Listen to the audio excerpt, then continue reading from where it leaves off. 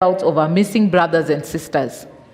Walk with me as we seek justice for our fallen heroes of the leaderless revolution. We are going to ensure that we give our family the hope to wake up every morning knowing that their son or daughter, whose remains are buried in graves spread throughout this country, are not in vain. To that mother, to that aunt, to that sister, to that father, to that brother looking for their loved ones, please come to us. We have created a network of social and civil rights defenders working together to unravel these mysteries.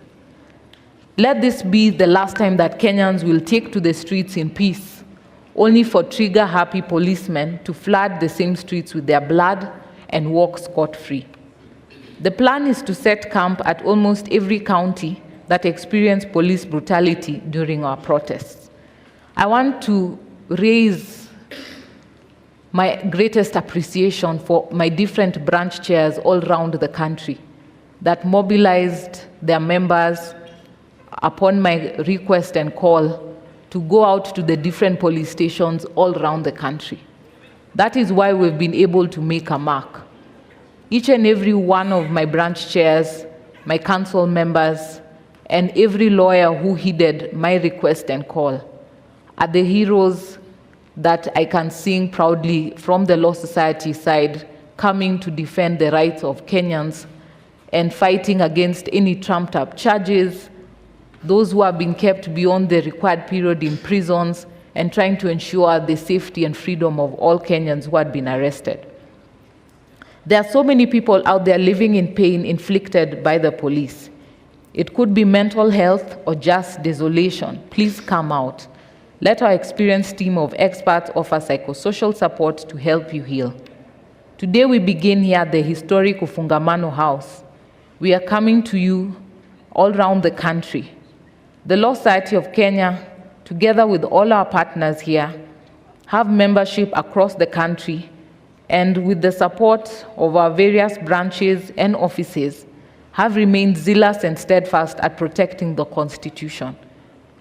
If we work together in this, then our defenseless families will not shed tears in vain. As a mother and a lawyer, I stand here today with a heavy heart of what we have seen the last few weeks, the numerous calls that I've received, those in distress, even at very wee hours of the morning. It shows to you the waning strength of so many members of the public.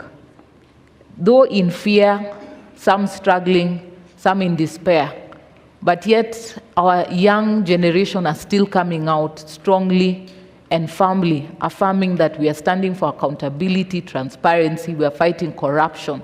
We want to see a positive change in our government. Those who have been coming out are loyal patriots of this country. They are standing to see a change. They are the same James Orengos and amongst others who came to fight for multi-party democracy. This is a fight against corruption, a fight for accountability, a fight for transparency, which we must embrace as a nation to move forward together.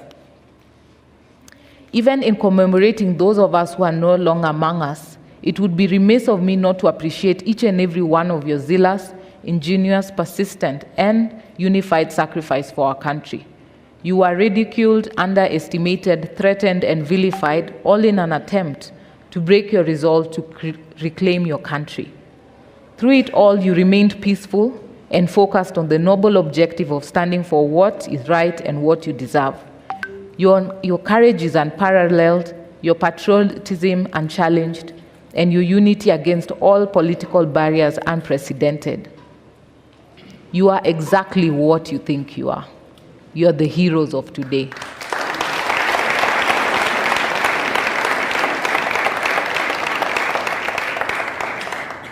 The irrefutable gains of what you people stand for shines a bright ray of hope upon the future of our country.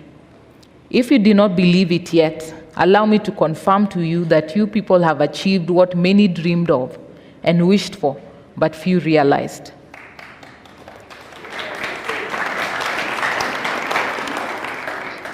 A weak and unreliable parliament betrayed you, the people who they swore to represent you. Mlianguka now.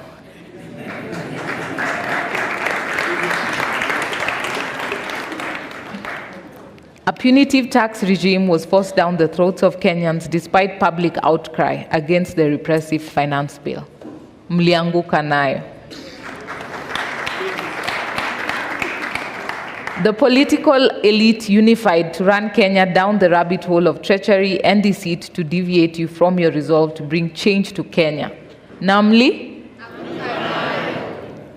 an ineffective, incompetent, and arrogant cabinet represented impunity and refused to work for the people from whom the power they exercised. And once again, today marks a crucial step in our progressive journey towards real sustainable change for our country. This is the onset of a series of deliberations by sovereign citizens of Kenya to reflect on who, where, and what we are as a country. The preamble to our constitution defines who we are.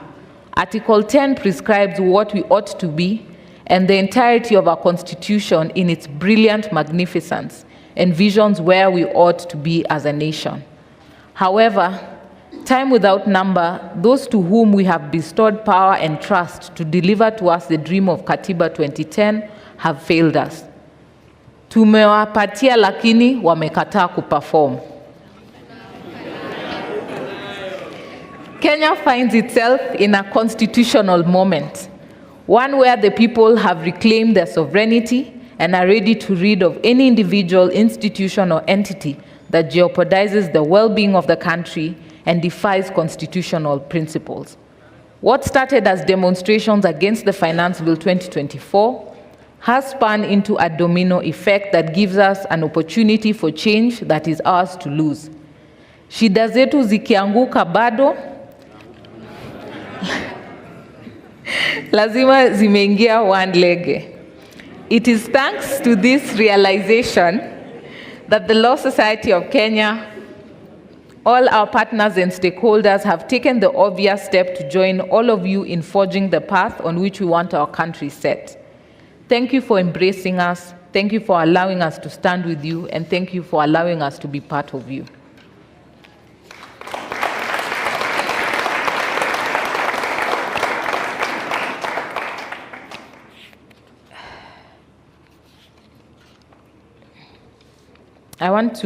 My speech was quite long, but I wanted to also highlight that we have seen changes in the Police Service Commission. We have seen so many trainings, but now we are saying we are going to hold you accountable. We are not going to sit and start discussing a way forward for training, better institutions for police. It's time for accountability.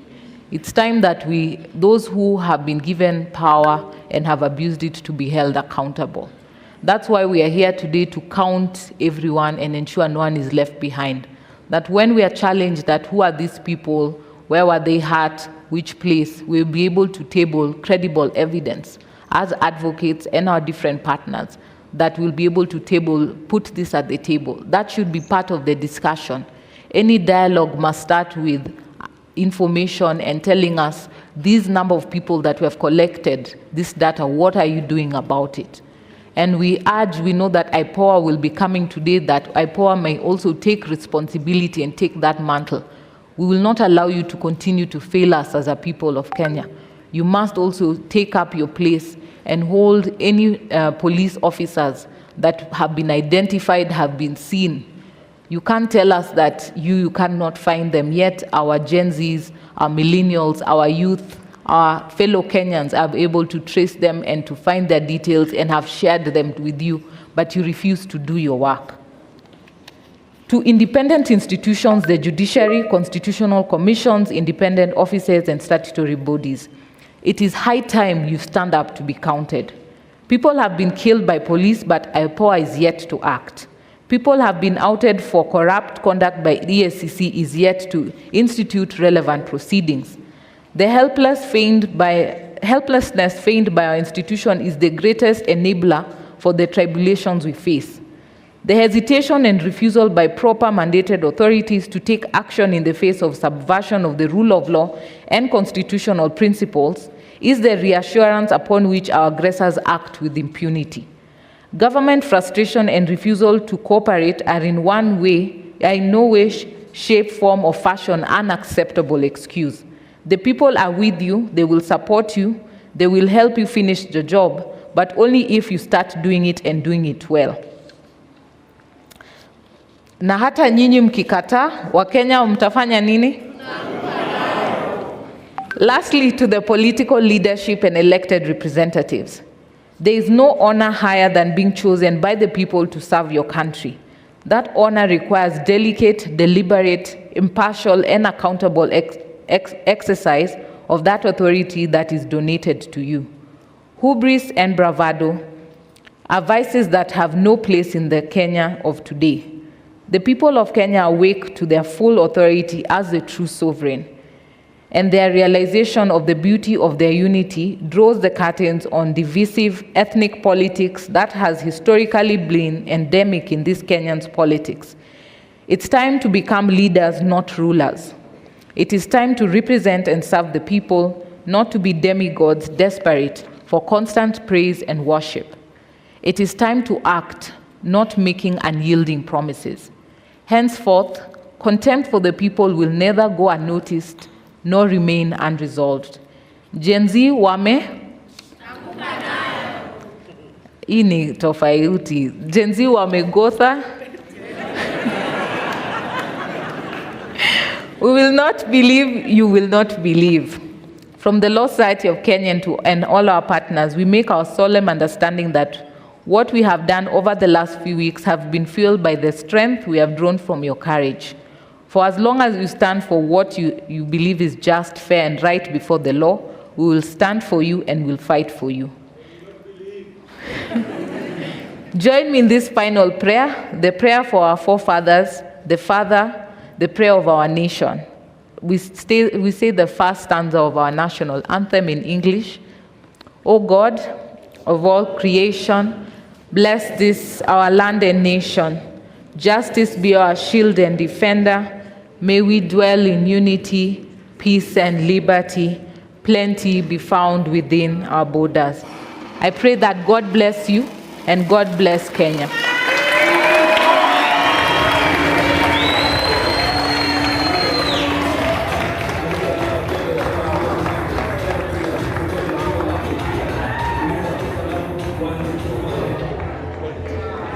Really? Come, you guys come. Come. Steve. I hope all our heads will fit inside. Let me come on this side. Let me come on the other side of me.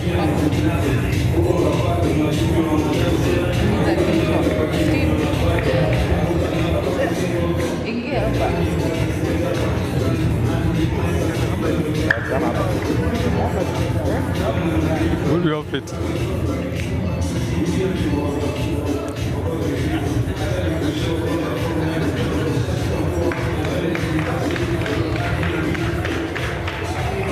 Tunarudia chini ama we are here now? Were we going back down? Do we go back on stage? Oh, I think you guys are panelists. We're the next panel, yeah.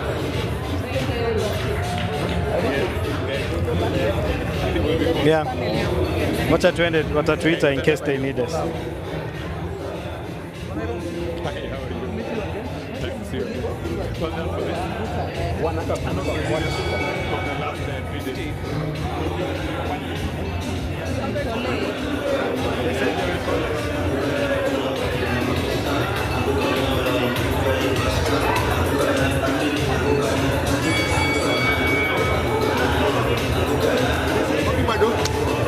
What do I do?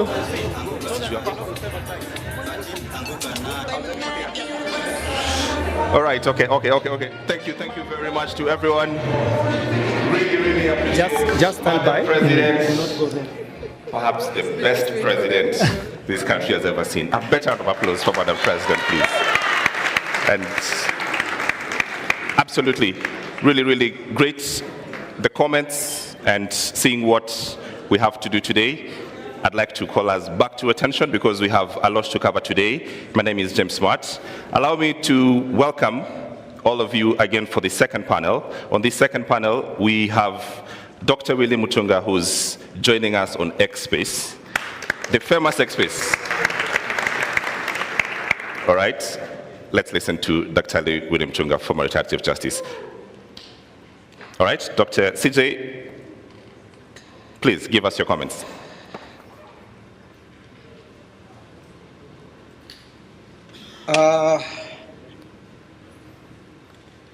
Gen Z and millennials, thank you very much for what you are doing. There is, I'm in Kabarak actually, and there is a joke going around here, which I think I should tell you. Apparently, the president is going around looking for a general called General Z. This reminds me of Idi Amin going to the central bank looking for one of the workers who was called foreign exchange, who was never around in Uganda, and they wanted to kill him.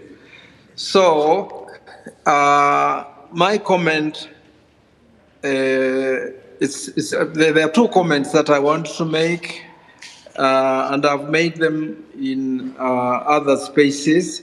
One is that what happened the other day, and I think this has been discussed, so I'm just reinforcing what we have always said for a long time, that the factions that rule Kenya cannot be described in the way we describe them as that there's one faction that is the lesser evil, and that we have to choose evil. They have come together, they've shown that they are birds of the same political feather, and they have identified themselves as the enemy of the people.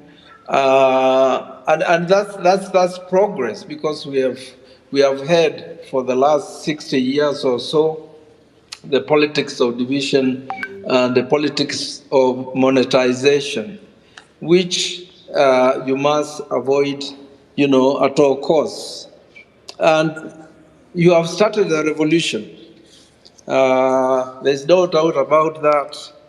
And we wait and, we hope that you continue your political demands to emphasize, the concerns of your material interests and needs, education, health, jobs, struggles against foreign domination, housing, everything that is important for your existence. You posters have captured those particular issues in a revolutionary manner. I've loved the calls, or the clarion calls, which you have called occupations. Even the occupation of IMF, and the World Bank, making that connection between our rulers and our external rulers is very, very, very important if we are going to carry on this revolution to its successful change. So I've also want to praise you for breathing life into the Constitution. We have a Constitution that, is fairly progressive, but we gave it to, leaders who find it inconvenient and they don't want to implement it. But you've come to the scene, and you're basically saying that you want to exercise our sovereign power directly, and I think that's what is reflected in the various calls for occupations, whether it's the occupation of parliament, occupation of state house, occupation of I guess, the judiciary and all the institutions. So these are great clarion calls. And so I just want to finish by again glorifying what you're doing and asking you to keep your eyes on the prize, avoid divisions, because the people you are dealing with, or the class you are dealing with, you should never underestimate them. They are geniuses in politics of division, ethnicity, religion. And if that doesn't work, they also got plenty of money to, to stop this particular movement. So thank you very much.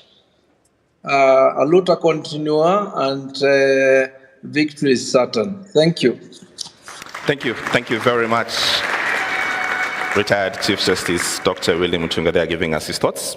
Let's get straight into it and introduce my panel for what we need to do next. Hussein Khalid, please join me on the stage. Irungi Houghton as well, join me on the stage. And Gloria Kimani of LSK Council member also join me on the stage. A round of applause, please, as they join me on stage.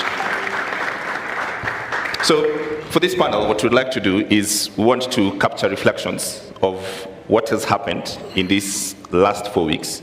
There's been reported police excesses, there's been disappearance, abductions, illegal arrests, killings, injuries, and that sort of thing. And we haven't spent time as a country to capture exactly what has happened. What does that mean? In essence, are we saying that protesting is an illegal thing in this country? And if it's not, why did we see the reactions that we saw? Let me start with you, Hussein Khalid. Thank you very much, Smart. And let me first of all congratulate everyone and the entire country. Comrades power! Comrades power! We're doing it, we're changing this country, and moving forward, things will never be the same. So I'll just speak briefly about my experiences on the ground as, a person who has been, visiting families, visiting the sick in hospital. I think there have been gross human rights violations in the last couple of weeks. Many families have suffered, continue to suffer. We have an entire ward at the Kenyatta National Hospital of victims of police excesses, and that's just one hospital. We have many other hospitals in different parts, not just of Nairobi, but of the entire country, that have people who are sick. Up to now, we're still trying to understand the magnitude of the violations that have been meted out on Kenyans. I think in the midst of everything, we get, taken up by the success, the dismissal of the cabinet, the withdrawal of the finance bill, and we forget to remember that people have paid with their lives and limbs for us to be where we are today, and they must never be forgotten. In a number of instances, some were even, approached. I remember we were at the burial of David Chege, and the police officers were there. And we had just gone there to drape the coffin with the flag and to give another flag to the family. And the propaganda that was going around was that this is supposed to be for the KDF only, this, the flagging of the coffins and everything. And they were told that if you bury your person with the flag, the government will later come, to exhume and get the flag. So there are things that are being said out there that are completely out of line. And I think it's important for us, and we were discussing, to remind Kenyans that this is an opportunity. We are supposed to be extremely lucky and, honored to be living in these times. Because no other generation, this moment has never been there. So what we need to do is to continue encouraging each other and pushing each other forward.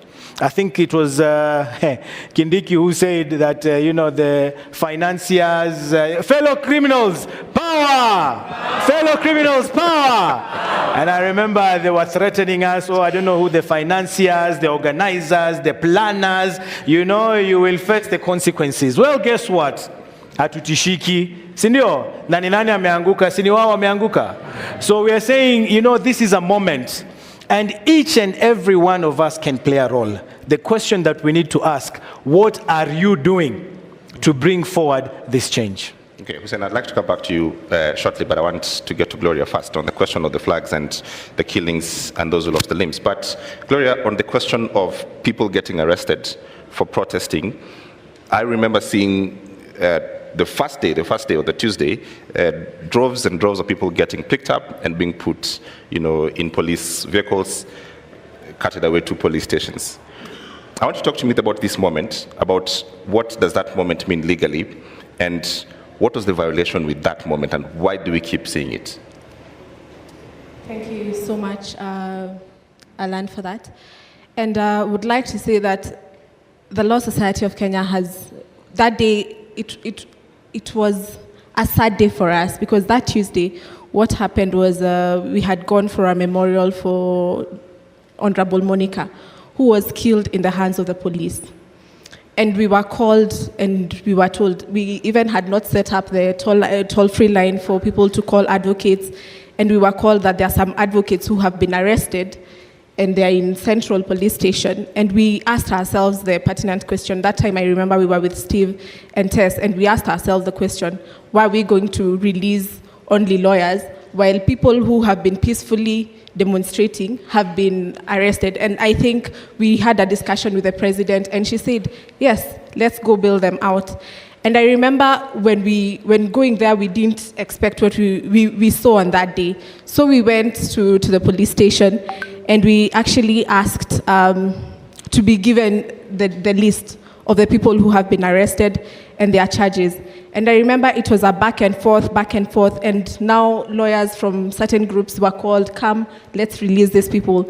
And actually, when they saw lawyers there, they saw us as a threat, because we are going to release the people who have been causing trouble, quote-unquote trouble to them.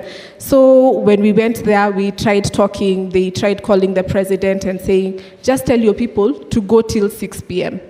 And we asked them, why till 6 p.m.? Has the law been suspended till 6 p.m. that we can only release people after 6 p.m.? And when we demanded to stay with the people who have been arrested in the police station, they threw tear gas at us. I remember even one of our council members, Otto, they threw a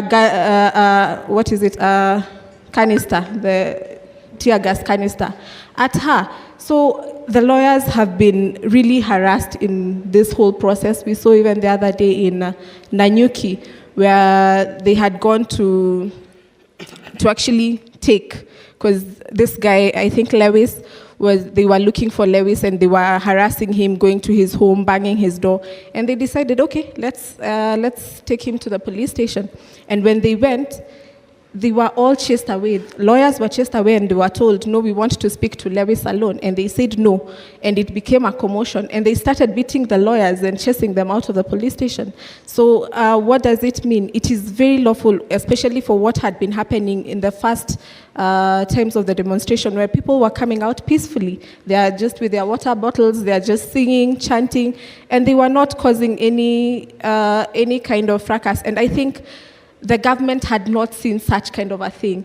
They thought everything will be organized, will be uniform, but when they saw large numbers coming and they were wondering, how can we contain these numbers? Because they thought it will just be like the normal ones, and by 2 p.m. they're at home, or 3 they're at home. So I think we need to defend the Constitution, and we are saying peaceful protesters, and that is the case we have seen all through. Peaceful protesters are being arrested, and that is what we are standing for, that you cannot just be arrested for exercising your right. Right. Yeah. Irungu, to keep up on this space, the police not only threw tear gas, but they were shooting live ammunition, rubber bullets, beating up protesters. But most importantly, we also saw police without uniform, completely face covered up, somehow mingling with the protesters, and the arrest, shoot, and perhaps some of those abductions happen in these moments. I want to ask you about what should the police be doing during protests, and what we just went through, just how illegal this all is, and what can we do anything about it, or it's just a matter of, well, we reflect and then say, well, that's something bad has really happened, we need to move on. So the illegalities in terms of policing that we saw over the last month or so did not start then. I think we have to go back to 2023, we have to go back to 2017, and we have to ask, why is it in a point where the state is being challenged on the basis of corruption, on the basis of inequality, on the basis of impunity? Why does the state respond so violently to peaceful protest? And as Amnesty International, we monitored with the Kenya Medical Association and Law Society, and of course many organizations here under the auspices of the Police Reforms Working Group. And we saw the pattern of policing essentially was to destroy the possibility of a peaceful protest. How that starts is commanding officers failing to accept letters of notification. The second thing that happens is you arrest anybody you suspect to be an organizer. Now, what is a protest organizer? A protest organizer is also a marshal. It is the person who makes sure that when we write a letter to the OCS and we say, we are going to move from this point to this point, we are going to approach this government office, and we are going to hand over a petition here. That is the person that controls the crowds. So once you take those two quick actions, you immediately send a protest into confusion. And we have said this so many times to commanding officers, to the more senior police officers, that as soon as you disrupt that process, you have thrown a peaceful protest into something that is not provided for within Article 37. The second stage is to have police officers coming like criminals, either in balaclavas or without identification, or with vehicles that have 4 or 5 license plates, and they embed themselves. They pretend to be protesters in order to arrest protesters, or they pretend to be journalists in order to arrest journalists, or they tear gas medical officers. This is what we saw this time, where we set up pop-up emergency clinics, essentially for medics, volunteers, not even paid by government, to basically provide treatment, not just to protesters, but to bystanders and also police officers, let's not forget.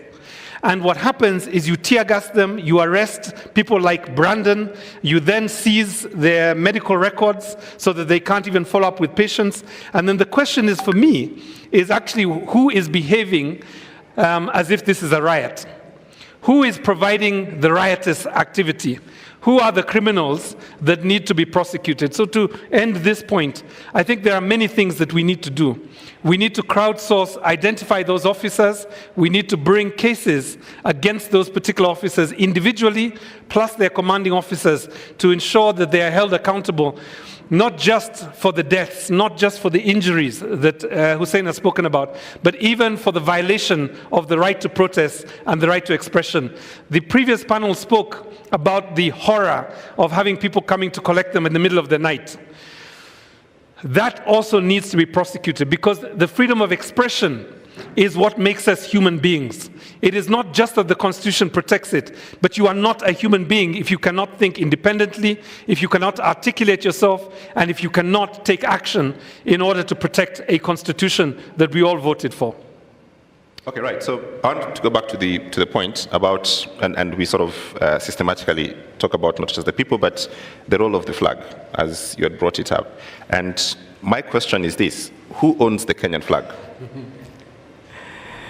Hiyo ni swali rahisi sana. Kenyan flag belongs to the people of Kenya. It's not a government item. It's not. It's ours. When you talk of black, it's us. It's the color of our skin. When you talk of red, it's the blood shed, and we continue to shed to this moment, to this very day. And green is our land, you know. So I mean, I find it absurd for anyone to even imagine or to tell us that you can't do this. This is a preserve of a few individuals, only the leaders. These are today's Mau Maus. When you are Mekufa, we are seated here today having this conversation here at Ufungamano in their honor, because they died so that we can be here today. And one thing I want to communicate is that even with the families that we have been going to, you know, you can see that that resolve and that pride that they have. When you go there with the flag and you're draping the flag over the coffin, and they say, wow, our son did not die for nothing. He didn't just die like that. He died truly fighting for this country. And when you go to the family, when you're handing over the flag, you can actually feel, everyone there holding the mother, the father, the family in pride. So, wasitutishe hiyo tunawaambia, anyone we need to hang. In other countries, people hang these flowers in their backyards. They are there on their doors. And here we are being told that if you display the flag or if you put it sijui, it's an offense. My foot, we can't have that. Wasitutishie, this is our country, and that is why we need to reclaim. For me, I'm a grassroots person. I'm not much of a talker. But everyone, this is the time. Hakuna kitu yenye hatuwezi fanya. Hata kama kila mtu anataka ice cream, sasa tunaambia serikali hiyo tax, nunulia kila mtu ice cream. You can't tell us anything. So not just the flag, everything, even the emblem. Ukitaka kuvaa kofia uweke nini, it is yours. So hiyo mambo ya kutishana, that fear is gone. When we lose our fear, thank you very much. Gloria, same question. What is this problem with flag, and why do we have this sense of belief, and especially the security forces and the guys who run government, that they own this item, exclusively theirs? Sorry? They think they own this item. It's a government product.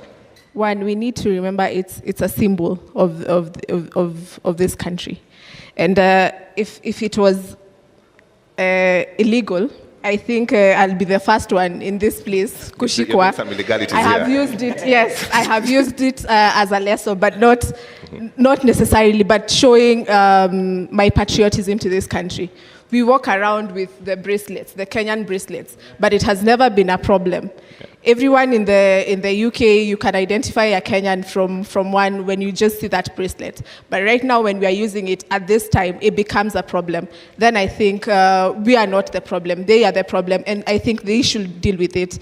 And this is just speaking because we have had, we see people putting the flags on their cars. Right now, they're even ashamed of putting those flags in their cars because we will flag them na tutaanguka now. So I think it is not a problem right now. And carrying your flag is patriotism. They did it very proudly, and now we are the ones saying we the people are taking it proudly, and we are carrying our flags, and let them know that we have the power in our hands. And I think one of them, the symbol, is our flag. Mm-hmm. Irungu, same question, and I will come to the audience to get some reactions to it, and also we are doing this on Space and live on NTV as well, so we'll go to that to get your comments, and this is our conversation of Irungu, the same question really about this piece of item, the flag. Let me step back and then come back to the flag. So in a crisis, all nations have three choices. The first is to twist towards constitutionalism, the second is to twist towards authoritarianism, and then the third choice is anarchy. Now, what this movement has done has twisted towards constitutionalism. In constitutionalism, there are things that are non-negotiable. One of the non-negotiables is the Constitution, that all our actions, all our thoughts are captured in that place that we call a Bill of Rights.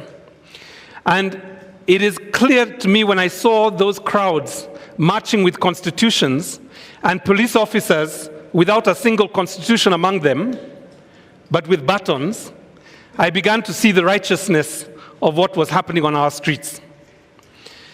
Consider that in a context where the state wants to disenfranchise you, the first thing it will do is it will tell you there are certain symbols of patriotism, of nationhood that do not belong to you.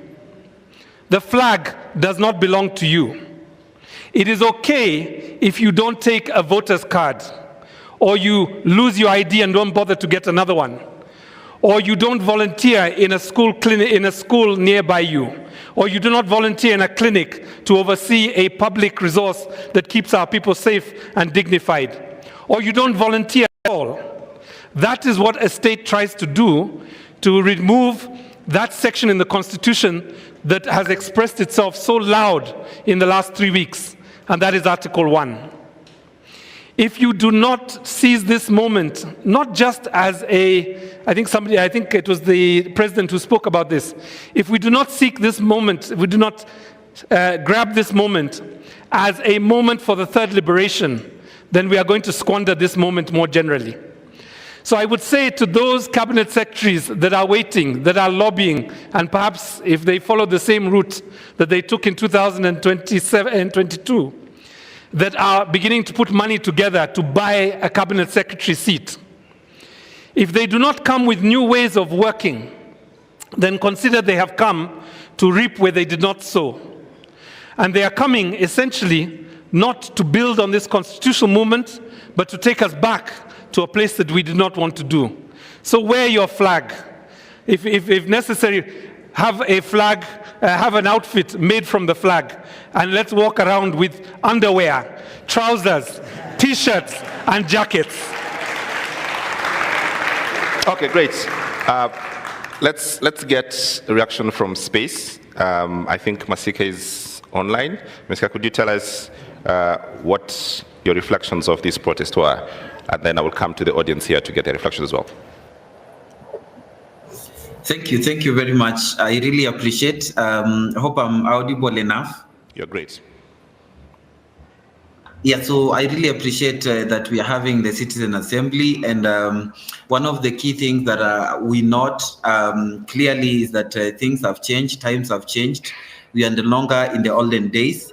I was listening that bit on the police and the police upholding the law. And maybe one of the things that the LSK can be helping us to know, because I think the police are enforcing the law, but they don't know the law. Because when you ask a police officer why they are arresting you, some of them clearly do not know even the procedure of arresting, whether you're a criminal or a suspect or something like that. Do they have it in their curriculum? Because these guys go in the training camps to do martial arts, to do work on how to use batons to beat up people. But when you ask a police officer to uphold the law when they are arresting you, do they have the knowledge of applying that law? So for me, that has been a question, because the problem with the police begins at the time of recruitment, because you look at even the people that the recruiters are looking for, then you clearly know that is where the rain starts beating us. Me personally, I did very well in O-level, and I wanted to join the police, but I was removed from the line because I was told that I needed to go to university and study. But I needed to become a police officer, whether I started as a serviceman and then later on be promoted, but they refused because of my grade in Form 4. So one of the things that we need to push, even as right now, because our voices are being heard, and this is how it's going to be, can we have anybody, even if I got an A in Form 4 and I want to become a police officer, I be allowed to become a police officer at whatever level I'm beginning? Because we have graduates who got A's and they do not have jobs and they're doing border work. So if I got an A and I want to become a police officer, they should allow me to join the forces. Because one of the things that we are battling with is some of the guys that I'm not saying that if you scored less in Form 4, you don't have brains, but clearly most of the people that we meet in the police and they are arresting you, you can clearly tell that they do not even have the ability to engage with you and tell you why they are arresting you. They just come using muscles and power. So I think the police do not have the knowledge of the same law they follow only commands that they are given. So when you say you're doing a peaceful demonstration according to Article 37 and you're not destroying any property, is that police officer who is arresting you aware that there's such Article 37 in the Constitution? Because that is where the rain begins beating us. Can we have the law, part of the law trained to the police officers who enforce the law? And then arrest, I want to think, arrest should be done the open, and somebody should be notified, because we are having abductions and the police are picking people from the street and their homes. Can we have, if you arrest me, please allow me to notify my family members that you have arrested me and where are you taking me? So as I finish on that police thing, I think the failure of the police starts at the place where you're recruiting them, and it also continues because of the curriculum they use to train the police officers. And then when I come on the flag thing, the flag is a national symbol. The same way we sing national anthems.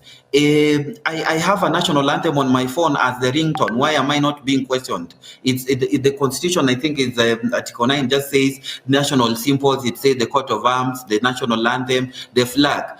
It is patriotism for me to put on, like somebody is saying, I can even do an underwear showing the national flag. It is the love of my country and the symbols that represent my country. So I think on the flag thing, it's an intrusion. We can use the flag in whichever way, as long as we are not disrespecting it.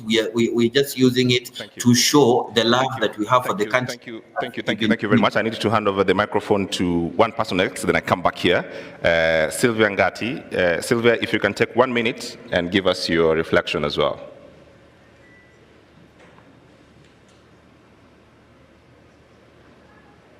Do I still have Sylvia? All right, meanwhile, let me just give the gentleman here the microphone. Please say your name, stand up, say your name and tell us what your reflections are. Thank you very much. Comrades power. Power. Now I want us to do it a little differently. When I say people power, you say our power. People power. Our power. People power. Our power. Our power. People power. I want to make quick reflections. My name is Musila John Muisio, and I coordinate a social movement. This is the Activista movement. But I'm equally a member of the Kibera Social Justice Center. And there is a panel that came just before your panel, and these guys were speaking there, Billy, Nadia, and the other. And all they did before was to be on social media. They just used to tweet on things that pleases them. And for the first time, being on social media attracted problems to them, that they were abducted and all that. And I wanted to ask them a question, and I think I still need to ask a question to the room. Would they have seen themselves in a state that they've seen themselves or found themselves now? And the obvious answer could have been no. If it were me or Apiolal and a few others, being arrested today will not be a scare to us because we've been on the streets a number of times. Some of us have been arrested and all that. What has really happened with this movement, it has redefined what human rights defense is. This is not a career. Human rights defense is everyone's call to be an active citizen and demand service, demand accountability from its government. And so when I see young people today, every day spending every second on social media to just speak on issues of accountability from their government, I am so elated because it is no longer about a few who held the title human rights defense. But before I sit down, I want to make another just quick reflection. You've seen just the other day that the opposition joined the president to try and protect their interest. In 1975, before J.M. Kariuki was killed, he made a very simple statement that Kenya had become a country of 10 millionaires and 10 million beggars. Now today, the beggars have united against the millionaires of this country. And all they are saying, enough of you taking advantage of us. And it started very simply by rejecting the finance bill. So my last statement, smart as I sit down.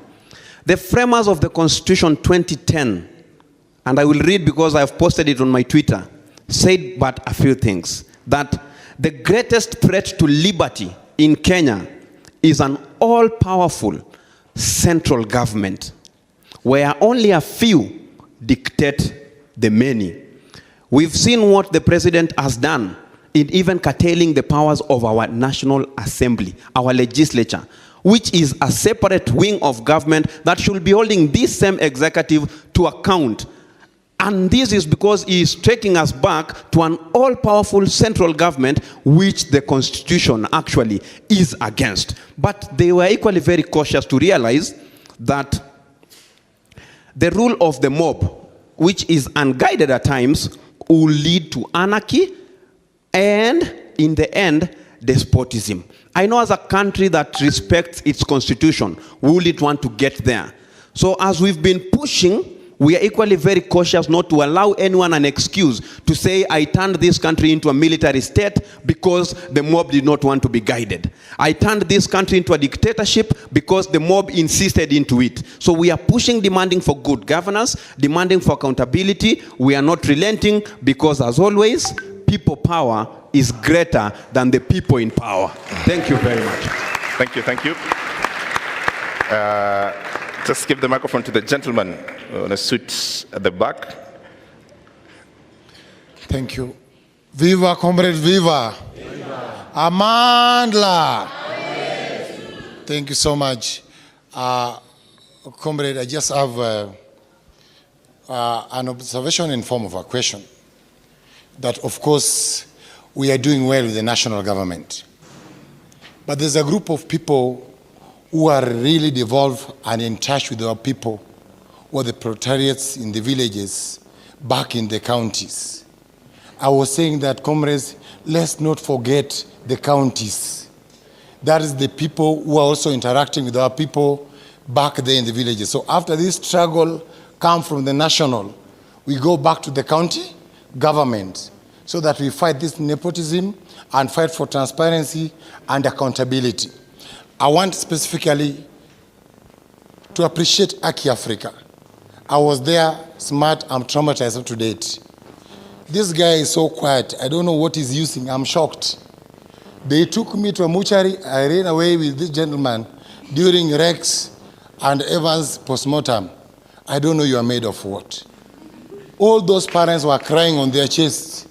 I was shocked to see them still walking. I was shocked on the hardest day of the strike. You know, on Thursday, few people came. Among the few who came, and Shakira and the rest, now to notify us and to get us very, very easy on Thursday. I remember those guys were going to an extent of tear gassing where people were being treated. You are just wondering, what kind of human being is this? This is a place where people are now being treated, please. And they're even going ahead to tear gas a petrol station. We are at the corner of the total there. It was quite unfortunate. Please, comrades, the question I wanted to ask with care and with utmost humility, how can we organize this struggle in a way that we don't lose the gains made and we don't lose the focus? Because if we end up in the morning, someone is saying we fight for this, fight for that, fight for this, fight for positions, then we are going to lose this focus, and these guys are going to run away with all the gains that we have done, what? We have made. So I was just pleading with those in the panel, if you can guide the conversation to a clear focus, because now there are also political rivals who are taking advantage of this thing. Like someone is planning to vie for 2027. What is the next thing? 20 to Salami and Ani. You are getting? Not for the struggle, but for the narrow, self-seeking interest. That was my plea. Otherwise, Aki Africa, may God bless you. And I'm pleading, colleagues who are seated there, how can you debrief? I'm a teacher by profession. Some people who came for the struggle didn't even know the road. I was shocked, someone asking me, amefika Ngara anauliza wapi barabara ya kwenda Kabete. You can tell you. When we are taking that roundabout to Nyayo, wale waliangusha fence, those who are falling down, wale waliona, they are still, I still feel the smell of blood mpaka saizi. So how can we debrief these people by counseling them? Because some people may also turn violent after this one. Because some wengine wako wamezoea that kind of exposure. I remember one girl alitoka tu nyuma tu akaanza kupiga kelele na nduru watu wakimfuata. Watu wakimfuata tu nyuma tu. Ni kama ako possessed. So how can you also organize that we have centers, we communicate where these people can come and we get guidance and counseling. May God bless the struggle. Thank you. Can you take your brief as well and keep it a minute or less? Yes, I'll make it very brief. Comrades power. Comrades power. Now, I want us to trace the bullet that was in David Chege's head. Back to the trigger, to the magazine, to the command, Adamson Bugay, to Japheth Kome, and we make it very clear where the accountability stops. My point is this. the person who is ultimately responsible for all the death, the destruction, is the president. Okay? Let's not make excuses. Let's not say the police, the police, the police. They are individually culpable. But ultimately, it's the president who takes responsibility. Ruto must go. Ruto must go. As I finish, I think the problem we have, and I'll put this to the panel, I think we have a country that is lacking ideology. And please, civil society, help us define the ideology for this revolution. Because we have inherited a system, colonial government and governments after, where governance is about brutality, repression, plunder, and pillage. So can we have an ideology moving forward so that when we fight, when we occupy spaces, we're occupying spaces knowing the Kenya that we are fighting for is defined by this certain set of values. Otherwise, without values, we'll get back, certain politicians will come back, and we'll have the same battle over and over again. Thank you. Ruto must go. All right. Can I get ladies in the room, please? So bring the microphone to the front. Yes. Good afternoon, everyone. It's good afternoon, I think. My name is Mirna. I'm a forensics specialist. I've had the privilege of working for government, working outside of government, and now I work as a consultant, and I'm sure Hussein is laughing because he knows there's a place we met. I have a question, slightly, the two issues. He brought up a forensic issue, but my question, I think it's just an issue of reflection. Since the start of the protests, I've been wondering, and when I go into every office, I see the picture of the president. I don't mean any disrespect, but is that also a symbol of, that is compulsory?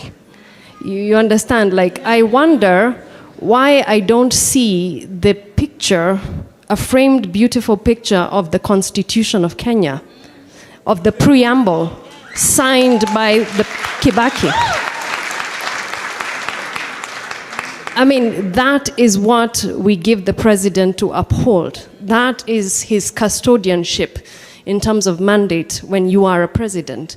So I think we have to do away with the frills, with that kind of, self-aggrandizement, idolatry somewhat, because it's also, it's behavior modification. You keep seeing this image, and instead of seeing the Constitution, instead of seeing the rules by which we want to govern ourselves as a society, we see a person. And so none of us can get away with seeing this person, either at national government level, offices, public offices, private sector offices, county governments. I think it's time for us to put the symbols of power by the people where they should be, and the symbols that need to be transitioned out, as my dear comrade has said, is then moved towards what's the ideology of this revolution. I would say we need accountable governance. We don't just need governance, we have governance. We try to use elections to eliminate people. I would say this, eliminate them out of the competition. Elections have been used to vote people out, but we don't vote in the person we want, because we don't see the person we want. We are just left with two choices, and we choose the lesser, I don't want to say it. Someone said the other day that mababas wa Eve, So, we can't do that anymore. And when I think about all these things, I'm just like, this country is a beautiful country. We have, with everything that has happened, we are here. We are a regional power. We are respected. And we need to move forward from that. But we are now stuck because there is no accountable governance mechanisms in every agency of government, parastatals, sagas, and our priorities are just simply upside down, and our foreign policy is dictated not by us, but by others. And I'm like, we cannot continue like that. We don't want to be the princes that are being ruled by fools. I worked in government for many years. Merit is secondary or tertiary to networks and connections. You cannot change the system from the inside. I tried. I was in government for more than 11 years. You cannot climb. In all those years, I never saw a budget. We were never told, write a budget. You don't prepare for results. What is a planning for results process, or what they would call the equivalent performance contracting. And so it's hard to even appraise people. When people come and say, okay, what have you done? Where is your appraisal? You know, there's no appraisal, right? So I think the ideology should be accountable governance, and if we want justice and we want independent investigations, when I say forensic, say evidence management. Forensic. Who is in charge of evidence management in this country? You cannot have the potential perpetrator be the same person as the investigator. And right now, the National Forensic Lab is in the hand of the National Police Service. All right. So you cannot investigate crime and conduct the scientific analysis of that evidence. Okay. So half the evidence is sitting with families, and we are here, you know, outside the system, and half the evidence is inside the system. Thank you very much. I have decisions to make. I have many people on space, and I have many people here. And I have audience here. Do I have a lady? I'll come back. Don't worry. We're here. I'll come back. Let me go to space, get one comment, because they're also participating and they want to be here. Daniel, if you can make your comments in a minute or less.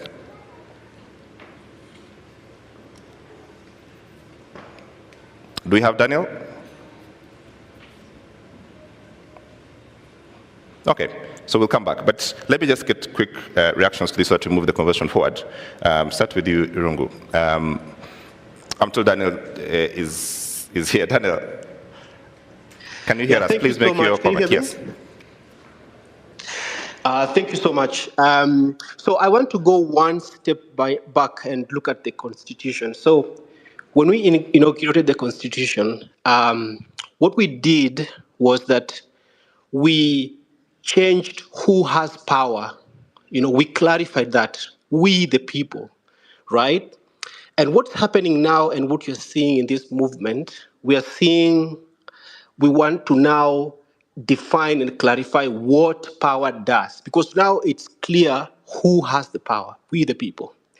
And going forward, this movement continues to clarify, you know, what power does. Now, what we need to do going forward, I think, this is my opinion, is that we need to make being in public or being in public office so undesirable for somebody who doesn't like to be made accountable. So undesirable such that the only people who get attracted to those offices are people who are open and are willing to account. And that's the biggest problem that we have with corruption.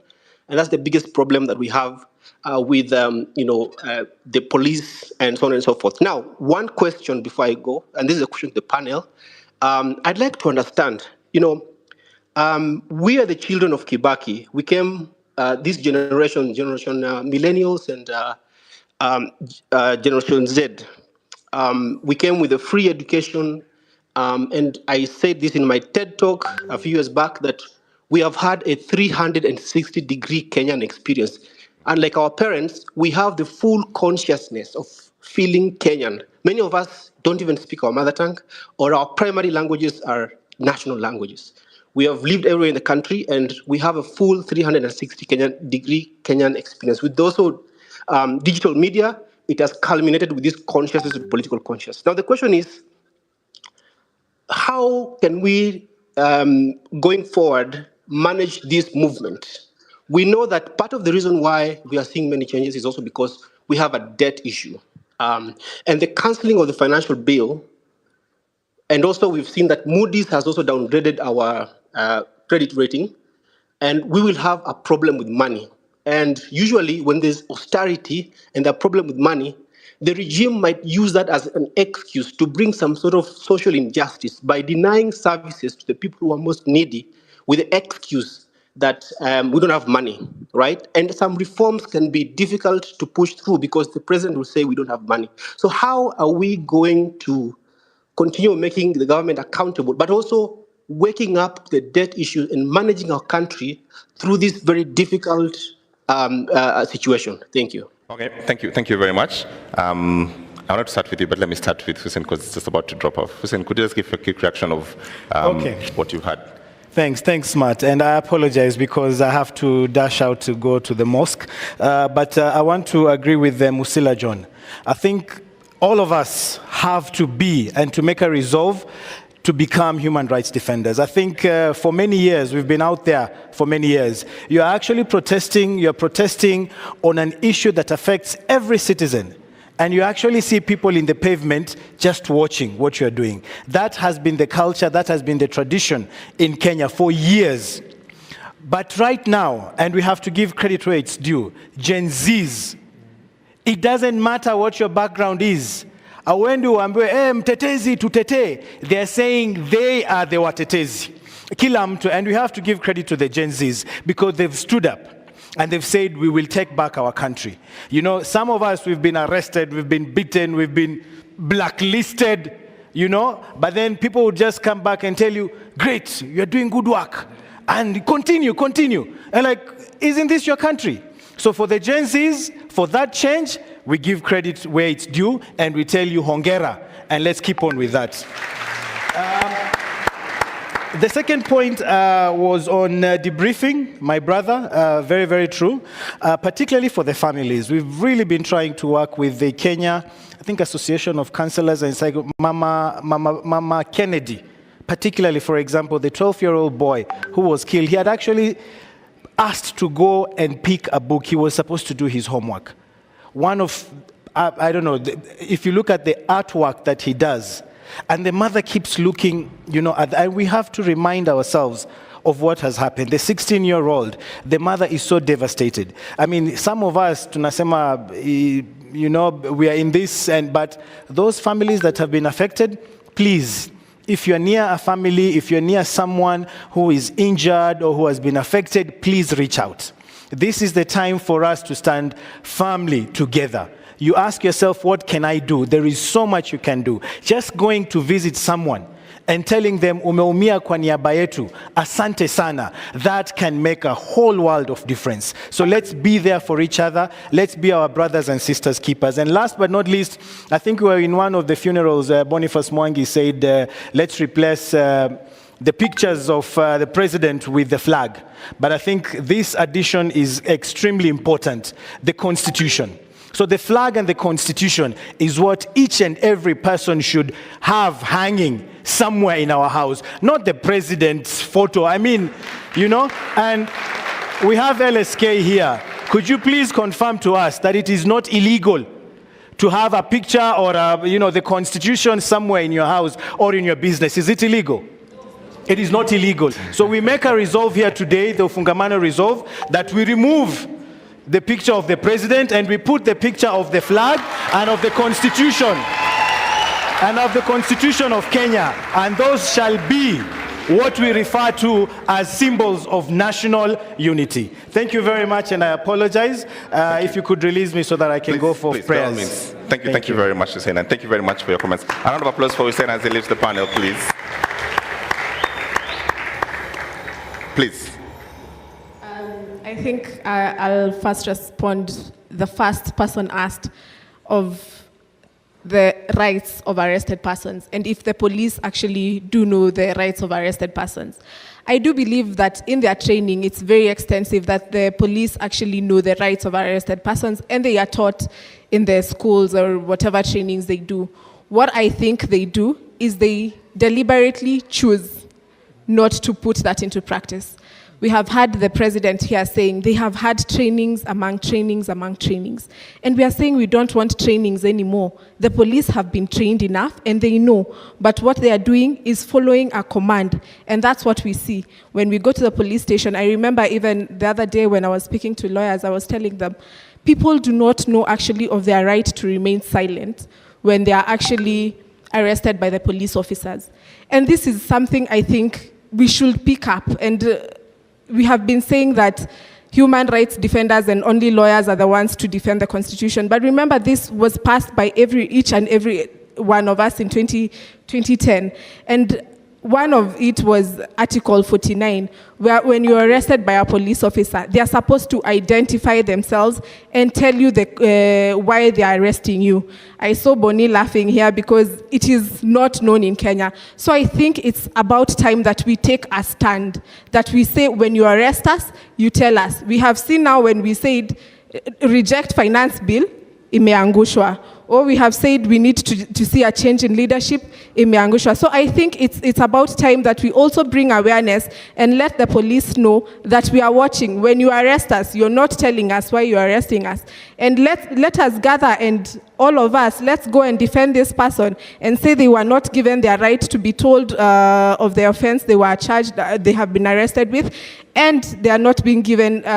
We have had here Crazy Nairobian saying he refused to give his passwords. Naka walimsalimia vizuri sana. And we are saying it was his right to remain silent. So it's also, I think, it calls upon also the law society and the civil societies also to teach people of their rights when they are arrested. When the police officer asks you a question, you do not have to respond. When they tell you to do statements, you do not have to, because it is your constitutional right. And right now, we even fear of telling people it is your constitutional right to remain silent, because when they remain silent, we don't know if they are going to die, them exercising their rights or what. But we need to remember, they cannot kill all of us. They cannot kill all of us. And we are not going to do the police work. Yes. We are not going to do police work, because they are the ones who are supposed to do investigations, not us help them with investigations when they arrest us. So that is also a right. So I think it's good that we hold them accountable. And I think one of the things also they said, we need also to hold individual police officers accountable. I think it has not been done enough in Kenya for police actually to know when you violate or threaten to violate a right for a citizen, you can actually be held accountable. I saw in the Twitter spaces, Baby Pendo, the case was being done, I think was it last week, where Willis was saying those police officers were begging not to be arraigned in court and take plea. This is what we need to see in Kenya. And not after so many years. We have seen from when Baby Pendo died, this is the time they are being taken to court. I think those are the issues we need to hold accountable. The ones who will be held accountable for all this protest and whatever is happening, what we need to ask is quick investigation and them being arraigned in court. Because when we go to the streets, tukishikwa, tunapelekwa immediately, where the investigation, the 1-year inquiry and things like that. I think that is what we need to stand on, and I think we need to stand on business on that and keeping the government accountable. All right, thank you. Erungu, would you wind us this one for us? So when Denzel Washington saw Will Smith slap the other comedian, he made this comment where he said, "Be careful. At your point of triumph, it is when the devil comes for you." I think for this movement, those words are important. There could be a temptation at this moment to rest, to even become egotistical and to gloat. But we have to recognize that what we are up against is not even individuals. It is a system that is built around the idea that only a few can take decisions on behalf of the many. That idea is unlawful in our Constitution, because Chapter 1 tells us that it is the people that have the power. The problem is that we have a country that is not designed around our Constitution. And we have a Constitution that continues to look for a country that actually reflects the constitutional values in that Constitution. So my word to this movement is to remain inside of the soul that you generated for this country. And that soul was courage, lawfulness, patriotism, and a sense of purpose. So we have to think very carefully about how do we dismantle a system so that other people do not come and confuse us, at the same time keeping the same system that we were worried about. So we have to think about a number of things. As we challenge or as we rebelled against a taxation bill, that taxation bill has to be generated again. We hope it will be a new one. But the question is, are we there at the table to demand what will be in that taxation bill? Do we understand the cycle of budgeting? Because whether it be at the county level or whether it be at the national level, that budgeting process will happen. And the people that you have now challenged, they are waiting for you to go back to sleep. They are waiting for you to think you have won so that they can produce another budget that pays tenderpreneurs and creditors, foreign creditors, before it thinks about Kenyans.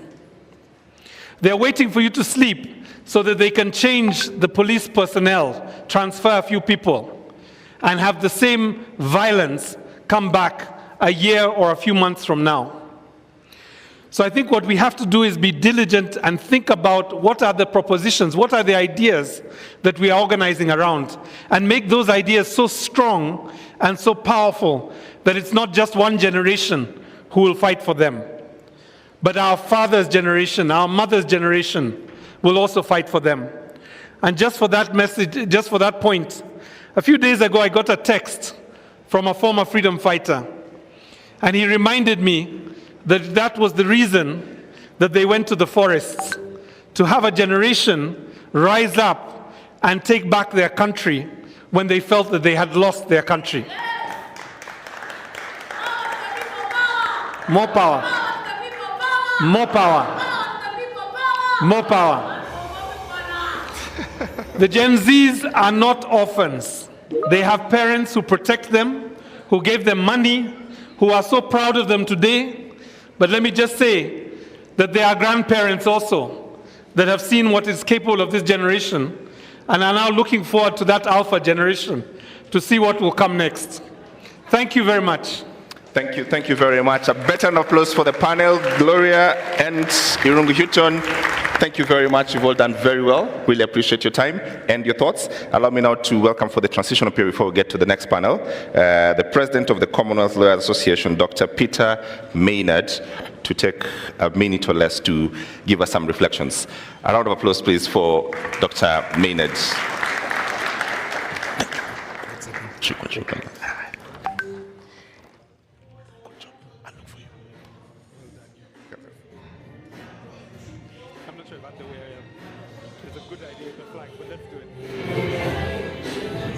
You're next. Yeah? Goyodera. Okay. Reverend Goyodera. Well done.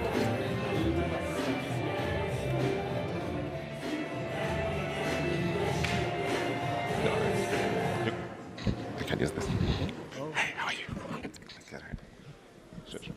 You can use the podium. He wanted to make some remarks. Okay. Yeah. Just give a brief. Okay.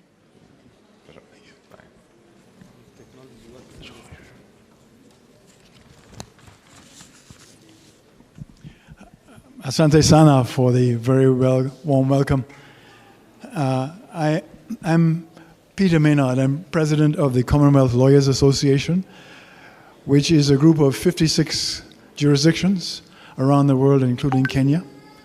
And I had intended to visit Kenya some time ago, and so I thought it would be appropriate to come now, also before the meeting of the Law Society of Kenya elections.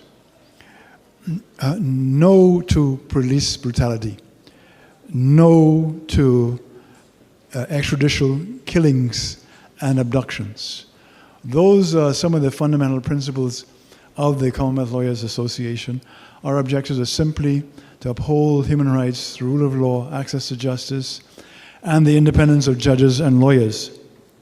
And so I make just 2 points, that we have observed the situation with great concern, and in solidarity with the Law Society of Kenya, we have also issued a statement, a statement condemning the arrest, abduction, and killing of civilians, and I wish to say that we are supportive of the Constitution and the rule of law. I encourage you all to continue to recognize the importance. You see, Kenya, from an outsider's perspective, Kenya has one of the most progressive constitutions in the world. But constitutions are just words. It's important for individuals, institutions, both government as well as protesters, to continue to recognize and implement the Constitution. My perspective is a little different in Kenya. I am inspired by my late grandmother, who was born on a slave plantation. She was raised by her grandmother because her father had been killed by the colonial authorities, and also her mother had gone away to look for work. And so I have been raised in a den of human rights activists. We have recognized the importance for economic transformation and also political transformation. And so as a teenager, I came to Kenya for the first time because Kenya has been an inspiration to the Global South and continues to be an inspiration to the Global South. And I encourage you to continue that because economic transformation will come through you. And so we also are concerned with making the CLA, my organization, fit for purpose, and particularly fit for the purpose of transforming the Global South, fit for economic transformation, fit for political transformation. And so I commend the human rights activists among you. I commend the Law Society of Kenya and the judges. You've had the CJ Emeritus, is a very admirable figure. The President incumbent is also very admirable. And so, in this challenging time, I encourage everyone to remember constitutionalism, to continue to give meaning to a very effective and powerful Constitution of Kenya, to continue to give effect to the rule of law. After all, we are after economic transformation, political transformation, in a setting of constructive dialogue, constructive engagement. Rule of law and governance are so very important. Understanding human rights and also human rights obligations. They're both sides, rights and obligations are so important. So with that, let me say thank you for having me here. I'm learning more and more from this very constructive session. And the Commonwealth Law Association continues to be in solidarity with the judges, with the lawyers, with human rights activists. Thank you so much. Thank you very much, Dr. Maynard. Really appreciate it. Okay, all right. Let me welcome Cricket Rights to come give us the first interlude for the entertainment, then we go to the next panel. Cricket Rights, where you at?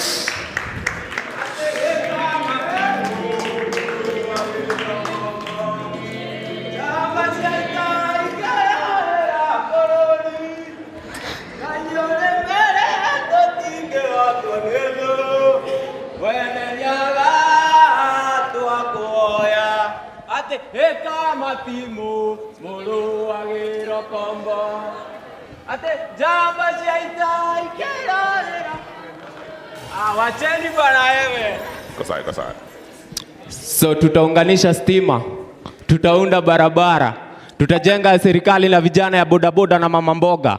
So akaka slogan ikagasha goa goa. Mr. President, ni route O gani unatupeleka? Kusema education ni free na vile books ni expensive, ni ku-exercise our minds. Kusema education ni free na jana kuna mtu yalisare shule juu alikosa uniform, ni ku-exercise our minds.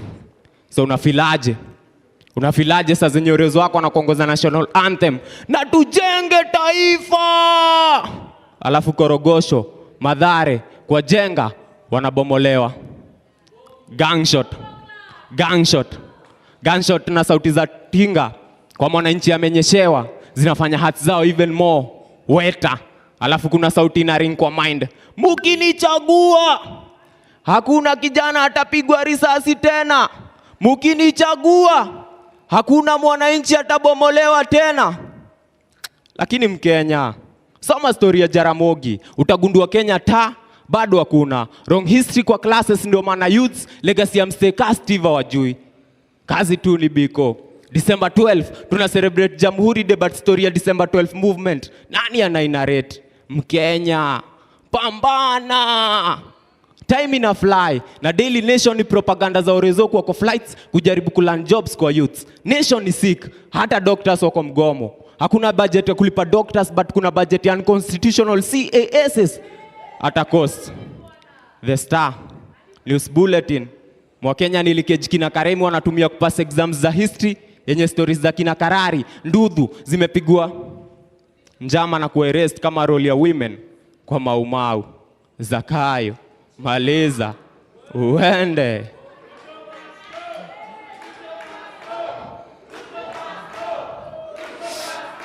So policies walitype alafu zikasainiwa na ball pen, na hapo ndio tulichezwa. Koti wakapiga perfume na expectaji wataheshimu court order. 21st century bado gava inatumia unga kubribe nation kuvote. Mkulima wa kahawa na go loss after sales juu kutoa chai. So nani hao ni Kenya bado hakuna. Nani hata articulate article 1 ya constitution vifiti? All sovereign power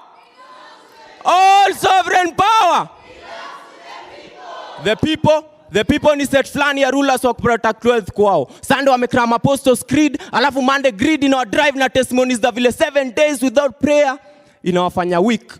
Wewe hujasikia kiongozi wa Wanga alikuwa na bongo na bado alikuwa deceived na sweets. Mambo leo still ni ukoloni. Believe me, hata Mugabe angekuwa Kenyan hangetaka anyone amuite roba ama ni roba. So tunaishi na country whereby the president anapenda the youth, but most strategic jobs anapea the old, na kwa hiyo mood still awari. Country yenye ina constitution kama ni leadership nachagua humanity kwa leader wangu. Juu kama leadership ni school degrees na certificates, basi hadi zile karatasi za Waititu zilikuwa true. Ni Fedi na Dali misinterpret. So pieces mob za peace wasanii wanaandika lakini bado hana amani. Kiongozi mwananchi alichagua already anamfichia white. Already ana stock ya ngano ya kubandika posters time ya campaign na Turkana tunakufanja. Wanjiku hawezi afford kwa Rimona, mkulima wa Roskoko na majani chai. Analia njaa toka time ya Nyayo. Afya center ni kama base fulani ya viongozi waendea snacks. Docs ni less, hospitals ni less, na zenye ziko hazina madawa. Doka na complain of protective gears ndio anatekechea ya 4M la last time. Nurses wali strike ni jana. Si wages zinafanya mwalimu kuata kidato. Si wages zina donatives ku evicted Kariobangi, Mokuru na Ruai. Onanyemoke Ruai ginya hakiri. So equality iko wapi time kuna mwenye nchi kare na kona aneka ya parking na neka smoking zone na parking large kuliko chuo fulani iko Korogosho, Dandora na Madhare. Equality iko wapi time kuna mwenye nchi Karen akona aneka ya parking na neka smoking zone na parking large kuliko chuo fulani iko Korogosho, Madhare na Dandora. So tunataka police service ya police force. Utumishi kwa wote, si utumisi kwa kara wengine. Jukara wengine ni same na photographers kila time they've got a clear shot. Makara wengine ni kama kwa class walitoa sura viatu vile wamekuwa sharp shooters. Tulienda recruitment za makarao alafu tukaambiwa tuko na shida ya macho. Alafu after kutembea station tukapata afande amevaa miwani. So niambieni nani alifunga mwingine macho ama tulifungwa macho juu tulikosa za macho. So naitwa cricket rights.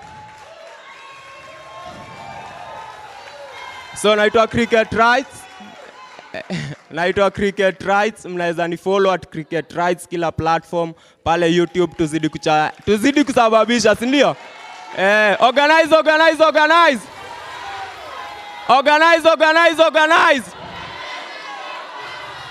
Sasa comrades relax. Hawa wasanii nataka kuleta hapa next. Nimesikia ni wasanii wa smart kukuliko baba. So relax kidogo. Nimesikia ni wasanii wanaitwa wa Douglas wanakuja kuwa anguka nayo.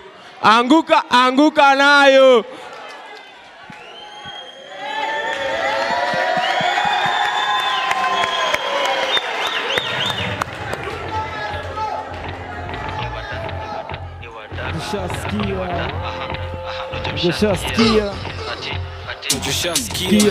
Aha. Najushaskia. Cheki.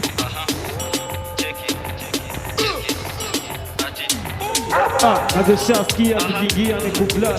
Uko kabado na chukula madamso. Anguka na itabaki meflo na vibe. Anguka na koko single for now. Mdaglis mteja patikani. Hadi late night saa 6 ndo taniwai. Nikupin location na nikofana na hii.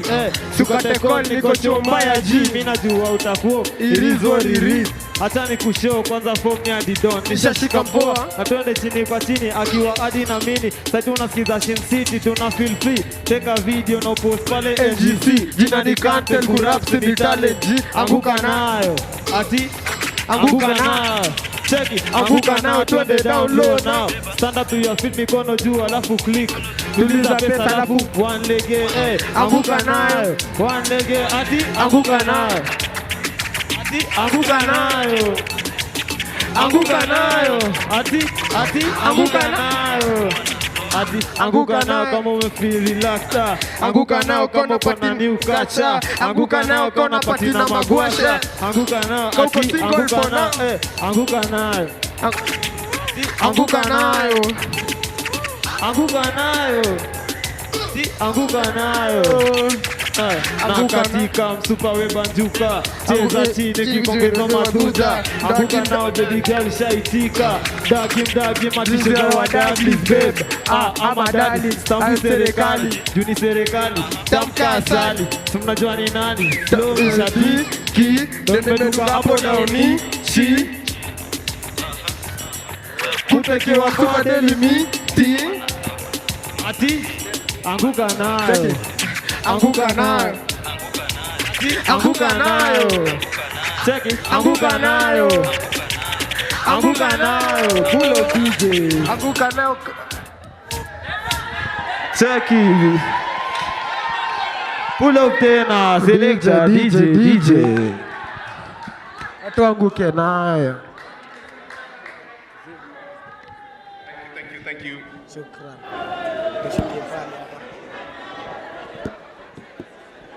All right.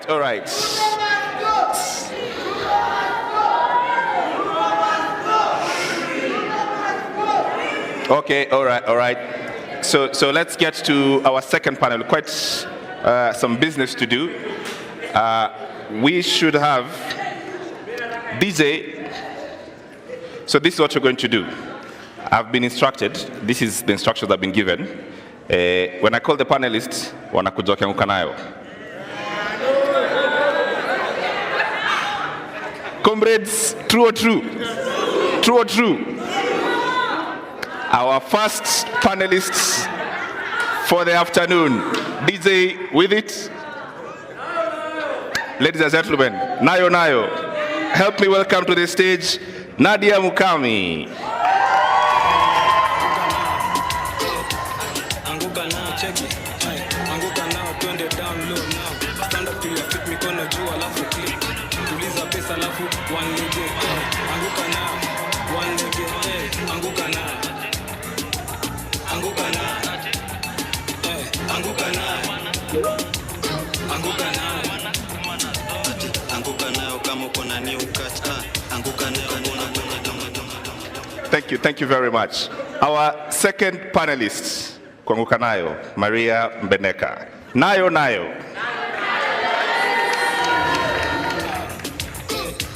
Anguka now, check it. Anguka now, twende down low now. Stand up to your feet, mikono juu alafu click. Tuliza pesa alafu one lege. Anguka now, one lege. Anguka now. Anguka now. Anguka now. Anguka nayo. Anguka nayo kama uko na new. Ladies and gentlemen, Nayo, Steve Mbogwa, LSK Council member, Nayo. Anguka nayo. Anguka nayo, check it. Anguka nayo, twende down low now. Stand up to your feet, mikono juu alafu click. Tuliza pesa alafu one lege. Anguka nayo, one lege. Anguka nayo. Anguka nayo. Ladies and gentlemen, Nayo Boniface Mwangi.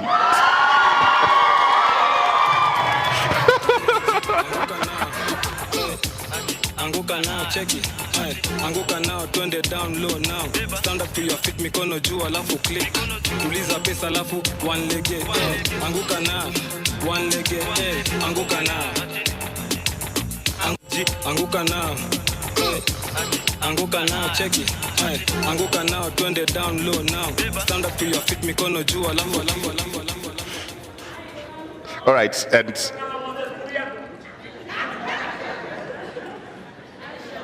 okay, so we'll get to the more panelists as we go.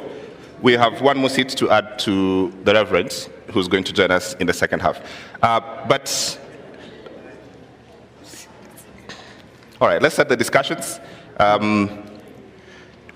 Here's what we need to do, friends. This moment has demanded something, right? It's demanded that we find a reflection and a point of view on how we understand what needs to happen next. Let me start with you, Maria Meneka, of how should we have a reflection on what should happen next? What are those actual steps?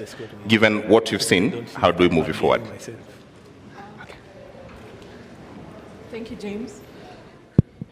Okay. So I think for us to... I don't know the lecture seat. I think, okay, so mnanisikia? Volume, okay, I think that's good now. First and foremost, my knees are appreciative of Gen Z. Hiyo kazi si rahisi, kuanguka nayo. And I'm just glad to be alive to witness this again. And it's reminded me of why I became a lawyer in the first place. In the 90s, when I was in high school, I got my first copy of the Constitution from Maina Kiai. And I witnessed all these people getting tear gassed, getting locked up, trying to run away from the cops, Reverend Joya getting beaten up. And I asked myself, what would prompt people to be beaten and still go back? And it's the love of this country, and the Gen Z are a very significant part of Kenya's history, because we're not just, we are rebuilding this country based on this constitution that we gave ourselves. And so it's very important for us to be vigilant going forward, because the fact of the matter is that this movement is based on the rule of law. And I've seen that from the tweets, from the protests. Everybody was careful who was involved in the Gen Z protest to abide by the rule of law. And so it follows that the next steps are also guided and informed by the rule of law. The president has sent home his cabinet. And I'm very, very proud of that singular step of sending everybody home, especially the fact that the Minister for Interior was a lawyer and presided over the abductions, the killing, disappearance, and abuse of human rights. And he had the opportunity to actually cement Article 37 of our Constitution and abide by it, but the opportunity was lost on him. So the opportunity for you and for us all as Kenyans is to ensure that the weakest link, which has been Parliament, needs to be in check. Because remember, when the vetting of the new cabinet secretaries happens, it's going to be happening at Parliament. So who is going to sit, who is going to sift, who is going to analyze? Of course, there will be much more involvement by the citizenry, because it's obvious we've taken back our power, and people will be able to say, this is who we want. We want individuals who have been subjected to the provisions of Chapter 6 of the Constitution. That is non-negotiable. And going forward, vetting should not be just a by the way, because it's a foregone conclusion. It's just been like I'm looking for the words, but you know what I'm saying. That it's just been, we're a majority in Parliament. We're going to pass these names. We're just rubber stamping. We're not looking at the qualification of these people. So that's important going forward. That's what's going to happen. Secondly, what does Kenya look like now going forward. There's a recall of MPs still on the table. I know Kabete constituency have started a process. There's nothing that's stopping the citizenry from collecting signatures even as we speak. So those are processes that should actually be going forward. And the fact that people have shown interest in the finance bill, there should be bigger interest on the appropriations bill, which is now an act. Nothing stops the PSs who are still in office, who are accounting officers, from committing the budget. Absolutely nothing. So there's still a lot to be done. Eternal vigilance is the price of democracy. We cannot get tired. I must say here that I'm very, very proud of the work that Faith Odhiambo, the Law Society of Kenya, council members are doing. And civic education is important. So beyond saying that something will be done, let's be involved in how it will be done. Right, and I want to move that along on the how. But Nadia, for you, what do you want to see happen next? What do I want? What do you want to see happen next? We've kept talking about accountable governance for a very, very, very long time. And I will use my example. When we were getting into this industry, I mean the music industry, when you have a name, you have status, you weren't able to publicly call out a vice, call out, let's say, a leader for something they haven't done. For the first time in history, you've seen artists, you've seen influencers in the front line. Because sometimes when we sign contracts, sometimes you're told you shouldn't associate yourself with anything that is happening in the country. But for the first time, even as one of the things that I base off my career, I never want to talk about politics. But for the first time, I remember hiyo siku ya maandamano ya kwanza, nilikuwa huko, nimeangushwa, niko na hadi alama up to date. So for me, it's about accountable governance. And someone said from the X space, we need to make it so unbearable for anyone who's getting into any public office to hold the office space if you do not like accountability. So anyone that is getting into office has to be ready to be questioned, to be asked, because we are the bosses. So si eti kila siku tumekopa sijui how many billions every single day, or we are being taxed, taxes. The other day I was checking bei ya tissue paper. The last time, nikikuwa Mwehoko, me I'm from Mwehoko, it was 15 shillings. Sai tissue paper, hakuna tissue paper hata ya 20 shillings. The cost of living inaendelea ikipanda as a day goes by. So, kwa nini tunakuwa, vitu zinakuwa expensive, but the salary ni the same? You understand? Kama wewe ulikuwa unauza, nitasema aje. Kama tusema ulikuwa uko na biashara yako, the moment you start raising your prices because what you're purchasing with imepanda bei, the supplier price imepanda bei. So wewe ukiongezea customers wako, inakuwa ni ngumu for them to come back. You understand? So for me, it's about accountable governance. Let us hold every single person accountable. Yes. All right. Accountable. Steve. Thank you. Good afternoon, everyone. Is one thing I can say, Alan. What is happening now is what our fathers began in so many years ago. And along the way, they lost the momentum. And I think that is how we found ourselves. Because the war to bring in a new constitution is a struggle that has been there for a long time. And the day the constitution was being promulgated on 10th of August 2010, the whole Africa, the whole world praised Kenya for a very progressive constitution. Everybody knew that now Kenya is politically, economically, and socially liberated.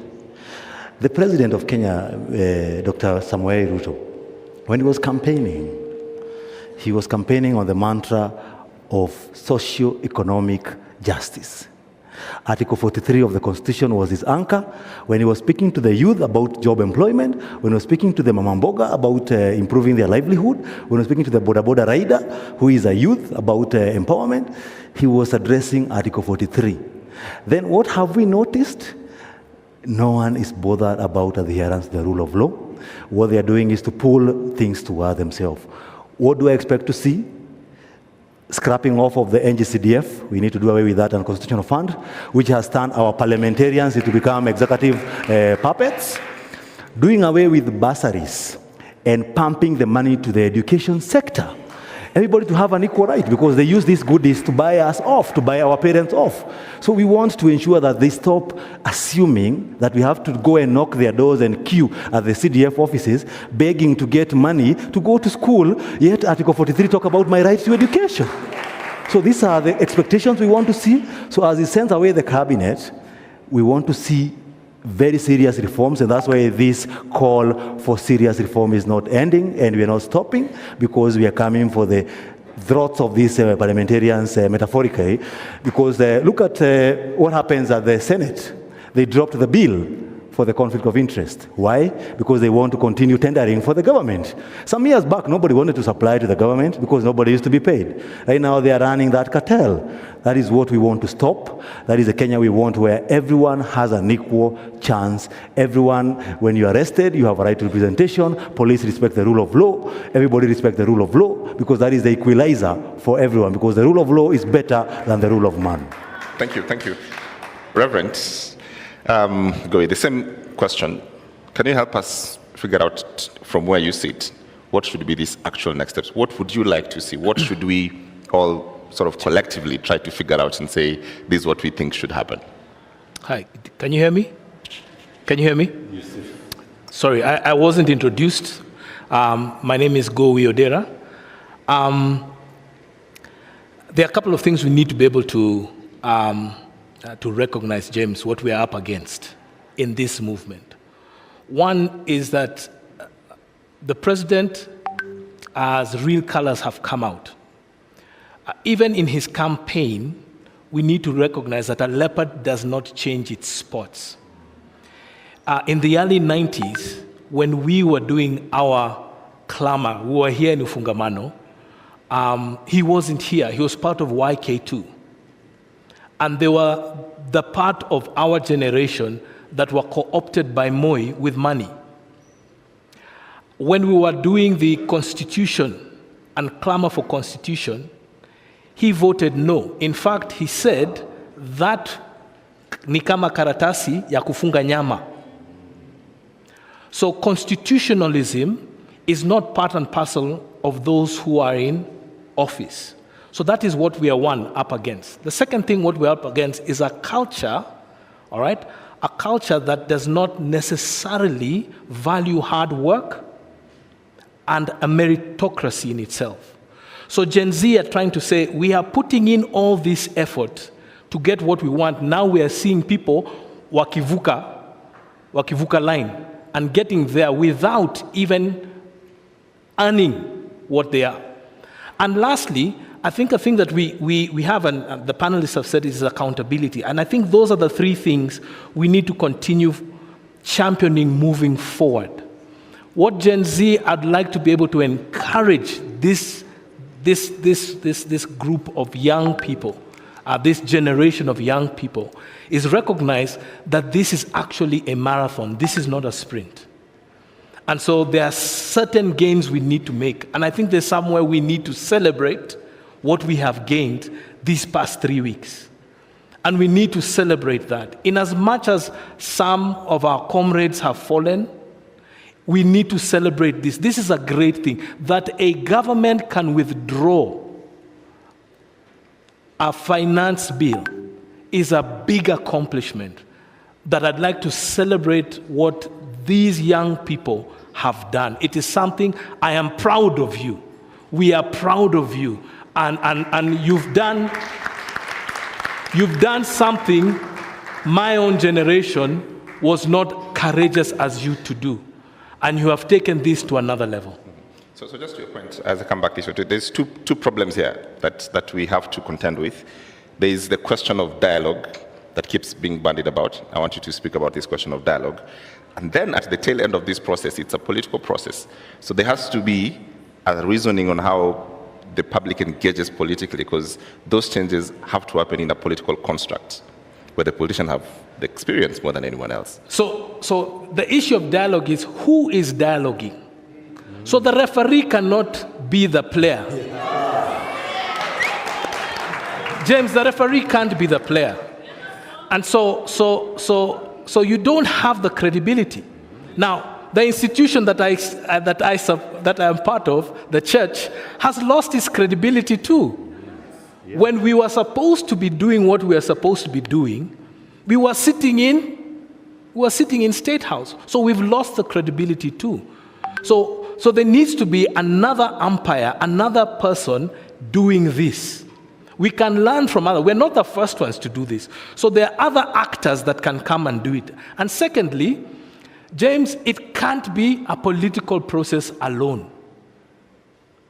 Yes, we understand there are political processes that have to be happen, but there's also a place where we need to talk about the economics of this dialogue. We also need to talk about, and very big is just the philosophy of how we do it. So we cannot give it to the politicians. We left the politicians to do the final putting together of our constitution. And look what they gave us. So we can't trust the politicians. We can't.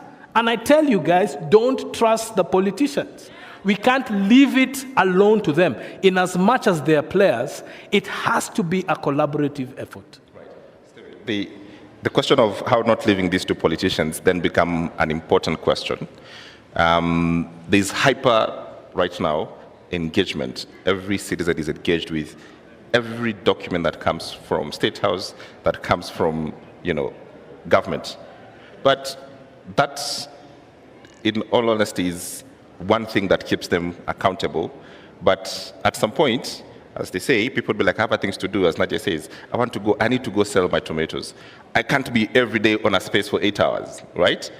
That is my job. So walk me through this question of what part of engagement should we be talking about and accountability, and how does that look like so that we keep this process alive to make sure that we all don't lose our time and also don't get fatigued with the process? I think one thing we need to appreciate, there was Goldenberg some time back. Let me start there. A report was prepared. People had a lot of discussions. We saw a lot of parading of people. Then that dwindled. We saw Anglo-Rising came. People ate public money. They could not be held accountable. Then that disappeared. People like, there was a Ndongo report on land justice. Nothing became out of it. The Commission on Justice and Reconciliation. There was a report about that. Nothing ever done about it. Until people are now tired. And what we are saying is, we want to see full implementation. And because we know some of these people cannot be able to do that for the obvious reasons that they don't believe in the Constitution itself. And it's very unfortunate, even the church took a position of fighting the Constitution, a very dangerous route in 2010. We need to, those who cannot do their job, they step aside and they allow those who can do the job to take over and steer this country in full implementation of our Constitution. Because some of these things, they don't need to remind the president that every child needs education. When the government was being formed in 1963, there were three things: poverty, diseases, and ignorance. Our education system still affordable and the people are able to go to school? No. Do our hospitals still providing medicines? You find 8 counties are lacking medicine for BCG, for tuberculosis vaccination to children. We are exposing them, and someone has money where he can walk into a fundraiser and give the same money to the church. I always wonder what this project in the church that never end, and we attend the same churches. And so you go to that issue, the issue of poverty, ignorance, and the other one is, I don't know. The education, we have ignorance, we have diseases, and we have poverty. How many Kenyans are living below $1 a day income. Most Kenyans are, that's why they are online. That's why you find them on login the whole day, because what else will I be doing? Moving around myself. Before I got an internship as an advocate, I remember I dropped 36 CVs in the city of Nairobi. And all the advocates will tell you, we'll pick you, but we can't be able to sustain you. Advocates are struggling. Doctors, we saw them, they are struggling. Those careers that all parents wished their children to become, you can imagine they are struggling. So what happens to the other Kenyan? It shows you that we need to get serious. We have talked about progressive realization of the socio-economic rights. Have we seen the government put in place steps that are geared towards realizing this? Deliberate steps. So that we don't just talk about progressive realization. Progressive realization has a cutout that, are you putting up measures? We talked about two-third gender role. Up to date, they have not done anything. Justice Maraga reminded us before he left the office about that issue. No one has taken action about it. So what we need is not dialogue, it is action. I think that is what the leadership need to know, that we have talked too much. We need to see, I don't need to remind the member of parliament that I am telling you I don't want an extra tax. I want you to be accountable about that. I don't remind the member of parliament that I am paying you a salary of almost 1 million shillings, then I pay you allowance to attend your plenary. Who pays us to attend plenary? And you have a salary. Who pays you to attend a committee of the job you are employed to do by the people? What makes them so scared that once they get elected, they need 10 bodyguards? What are they doing wrong? They know it. And that's what we want them to address. Okay. Nadia, you raised an important question the last time about the role of creative, and and we've seen what the creatives have been able to do for this movement in this time, using your own talents to push the conversation forward, musicians, comedians, and the rest. But also, there was a question about the corporate world that would stop you doing these things before. There was a reason for that, because the corporate world and the government work, hand by hand. What happens when that comes back? When you're told by the person who's gives you the contract that I continue seeing you doing this Gen Z thing, I can't keep on supporting. What happens? For me, I'd say any sane person that has seen how this revolution started. I remember the first thing was hisi time ya kupost. For instance, I work with StanChat right now, and I really appreciate them because we didn't have to tell them. They saw and they were like, you guys, you can do whatever you want to do. You understand? So for me, it's about, if you're a sane person, you can see that the pressure and the force is something that you cannot run away from. It will catch up with you. So I think we've had, corporates that have been really understanding and supportive, and we haven't been blacklisted yet. We haven't been sent that you're out of work email. So they have understood.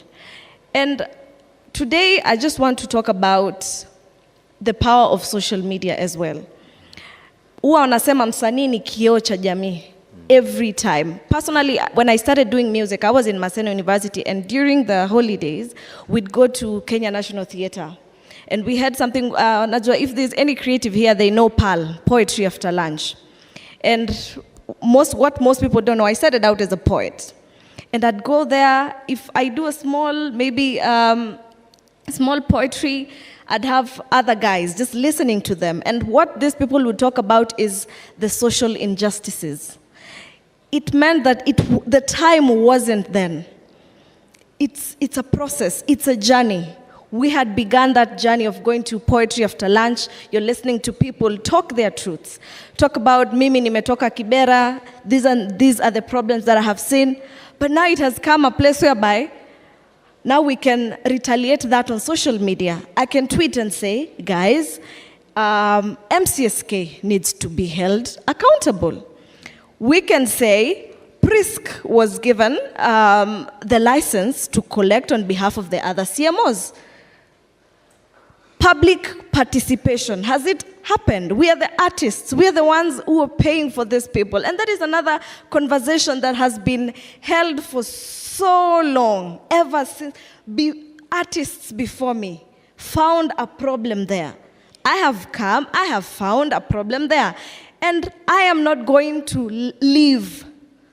Because at the end of the day, there's a time going to reach I'm not able to dance on stage. as I am dancing right now.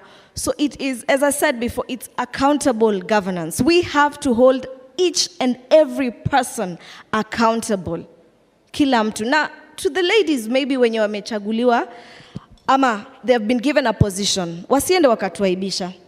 We've seen the likes of Karen Nyamu, more of a socialite rather than a leader. There are so many deserving women. I am sorry to say that. It's a stray bullet, but it's the truth.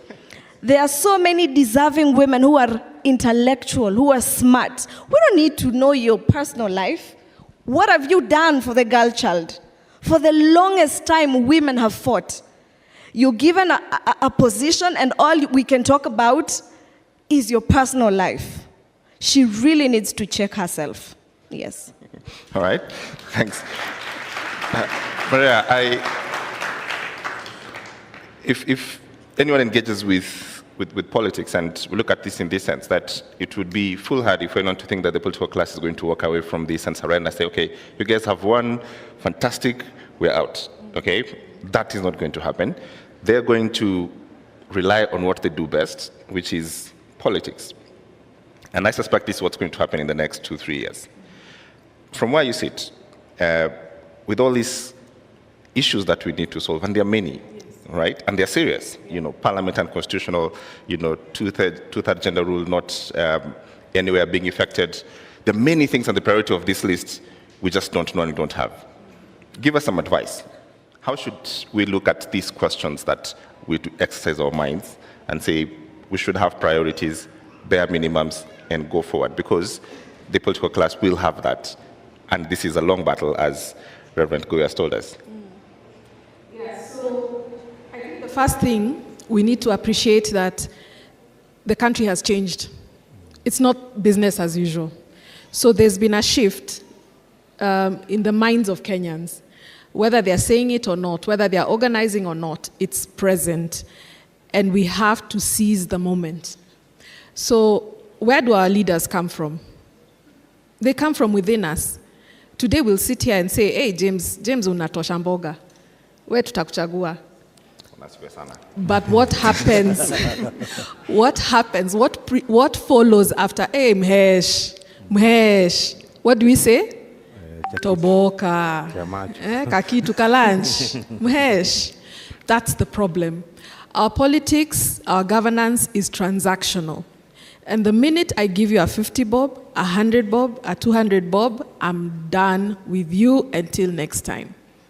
So this shift has to be literal. Like, we can't just talk about it. We have to live it. We have to talk it. We have to walk it. The fact of the matter is, politicians are smart. Even the ones we say are uneducated are street smart. So they will just look at what is trending and jump on it. And if we've decided that going forward, we're serious about our governance, we're serious about who gets into office, how the hell does somebody get elected while they're in jail? How do you get elected after shooting somebody dead? And DCI put out a notice that they're looking for you, and you get elected. So what Nadia, what Mike Mushiri, what other artists and individuals and human rights activists have been doing needs to be amplified. Take civic education very literally, because there are people who think that there's an MP, I think he's called Kamala, in Western. He was telling his people that sasa mjue tunamaliza maneno ya CDF, sasa msikuje kwangu kuniomba. Because that's the way things are done. You come, you ask me for 300 bob, sawa, sawa. And he'll not perform, he will not build that road. I mean, nothing will get done. So we need to amplify the voice of civic education. I think that's very important. People need to understand why electing an MCA is very important, because that's a person who's closest to you in terms of resources that have been devolved to the county. Why a political party is not more superior to an individual who's representing you at the ground. It's important for us, and I think you've debunked this, that tribalism is no longer a factor. And as long as it remains a non-factor, we are ahead. So mtu wetu, that politics is gone. So if we keep at it, and if we keep agitating for the very things that we're actually talking about, governance, accountability, transparency, right from the elective positions. And I think this is an opportunity for young people. You can get elected without being on a party.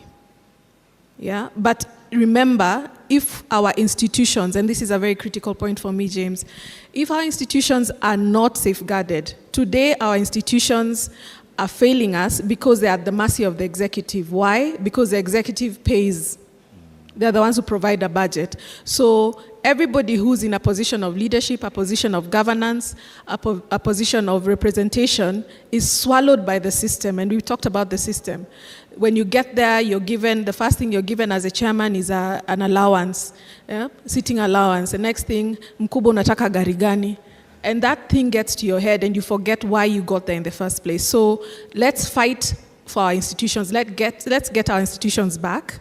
Let's make sure anybody who's nominated to serve on those institutions is a credible person and they can always pass the suitability test that is Chapter 6. Remember, in Kenya, we don't have an absence of laws. Steve Wanjiru talked about the conflict of interest bill that is currently in Senate. That bill, it's not that we don't have laws that could have jailed people for conflict of interest. Right. What we've had is deliberate missteps in the application of the law. So the unification of these laws is important. And that's why when you said that, what will we do going forward? Because people will get tired and they'll go back to doing what they need to do. Let us just hold people to account. Start by recalling. And I like that process that people are actually taking now. And let's keep whoever is in office accountable. Let's keep them on their toes. Let's get involved in the budget-making process. Do we know when the cycle starts? Because it's about to start again in September. Right. So that eternal vigilance. It's a lot to ask for the citizenry, but I think it's a price we are ready to pay, and it's been obvious from the reasons. I want to get one comment from Sylvia, who's been waiting for like an hour. Sylvia, if you can have your minute now, what is the thing that you want us to do next?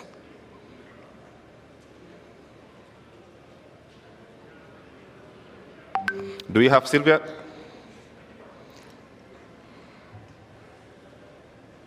Yes, good afternoon. Go ahead. I'm speaking as a lay person that according to how things are right now, we understand that a government is formed by three arms. I think we have three arms of the government. But as things are now, it's like the parliament and the executive have merged. So we do not have oversight. The legislature, people like the MPs are supposed to represent the people who voted them to go there and do the legislation. But even if they do the legislation, is it favoring a common citizen? Everything they are doing is about them. So I was asking, I'm speaking as a lay person, so just pardon me, and if at all I'm wrong, just try to enlighten me more. As a lay person, under Article 1 of the Constitution, can I say clause number 2, which says that people can exercise their right, is it their right, directly, or can I say the leadership or something? Like we can exercise our power directly. Now, how do we do it legally? Because right now, the parliament is there, but it's like we are the ones who are doing the job. We are here on the streets. We are the ones providing oversight. We are the ones pushing for better legislation. So how do we go about it? Because all this mess is because whoever we put in power messed us up. This also has come about because of the micromanaging, the executive micromanaging the other two trying to micromanage the other two arms of the government. How do we get ourselves into this? Okay. All right. Thank you. Thank you. I think that's an important question. And maybe I'll start with you, Mary, then we'll go to Goi. This idea that you elect people to get to office and they decide that we know best, all right? In fact, you become very clever all of a sudden, and I know what you want. And I think we saw that on this finance bill, that MPs literally told everyone that you guys have no point whatsoever. We know best and we'll do what we want. How do we stop that from ever happening again? That a person who gets elected becomes truly a servant, not our lords? I think it just goes back to the same thing of public participation, because what happens is that we have to accept that once we elect a leader, we are expecting that they will go and deliver on the mandate. So the issue of, did we elect a party or an individual? Because usually they wave. You know, you're told, this one got in kwa sababu ya wave. And the people were with the wave. So that's why the MPs, some of the MPs had the temerity to tell us, it's not you, it's the party. It's not you I'm accountable to, it's the party. So the first thing is, because you cannot recall an MP until they've been in office for 2 years, is just to keep a record of it, I guess. Because now, you know, constitutionally, you cannot recall before a certain period. But the fact of the matter is that the way we have seen participation being carried out with creation of ChatGPT, breaking down the information, that's the first thing. Breaking down the information, ensuring it reaches people. Petitions are online. It's easier now to find people, to bring people together. Before you had to be, you know, moneyed to do these things. Right. So it's much easier now. Okay. Reverend Koi, how do we make our politicians actually work for us? How do we stop the arrogance, the kiburi that they have, that because I'm in office now, I do whatever I want? The message has already been sent. Yeah. The message has already been sent. And what I'm very happy to see is now legislators now are being very penitent about what they're doing. That's one. But then the second one is just adding what she has just said in itself. There are ways we can just keep our legislators accountable. One is just, you know, there's a roll call in Parliament. So when you go in Parliament, you have to, you know, sign in. And so we need to be able to see, just the way when we were in school, you know, you sign a roll in itself. Were you present?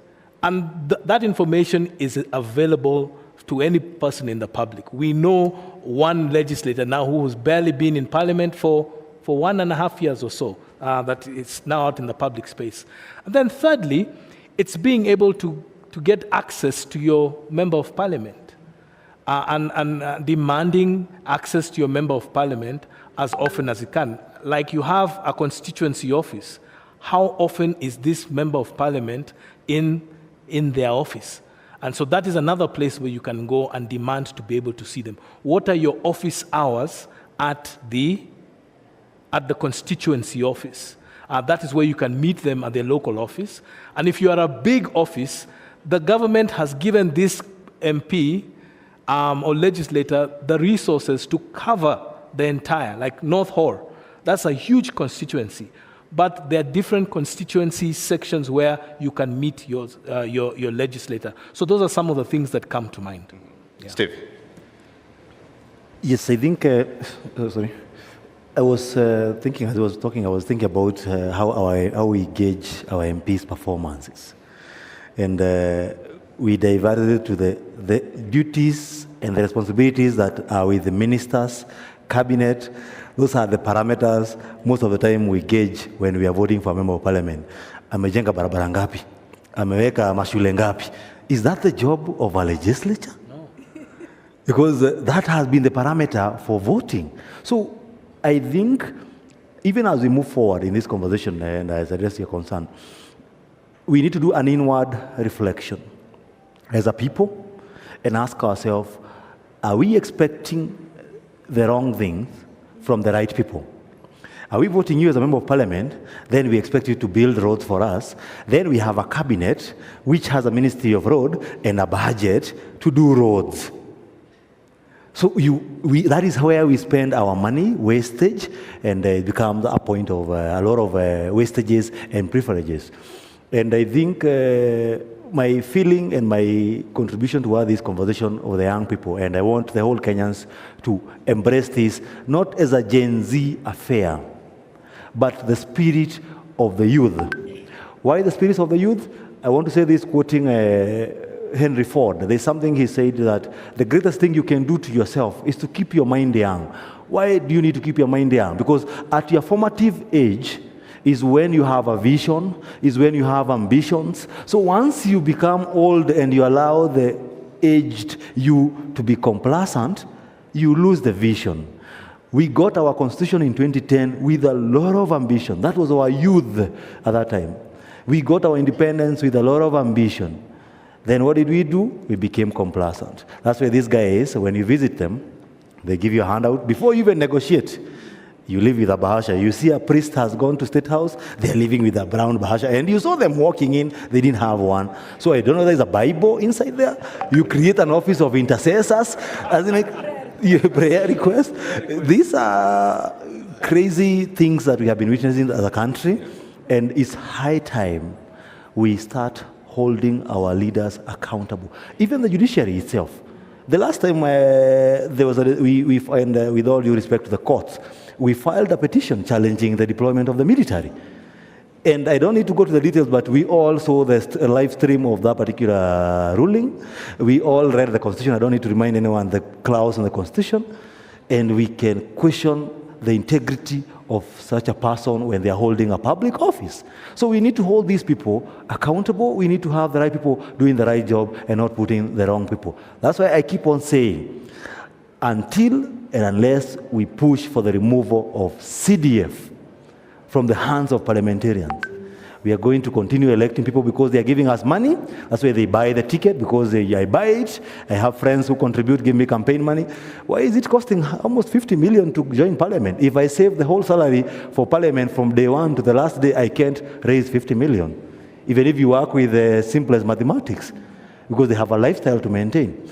So there's a lot of inward reflection that is needed, both to the people, to the president, to the leadership, at all levels and at all arms, and we need to hold them serious accountable. All right, thank you very much, Reverend Goi Odera, nashukuru sana, Steve Bugwa, and Maria Menekap. You've all done very well, thank you for the panel. I leave Nadia to perform as we exit the stage. Thank you very much. You've all been very nice and very kind. Thank you very much. It was a great pleasure. Ngoja. Thank you very much. Ningewaomba tusimame. Let us stand up, please.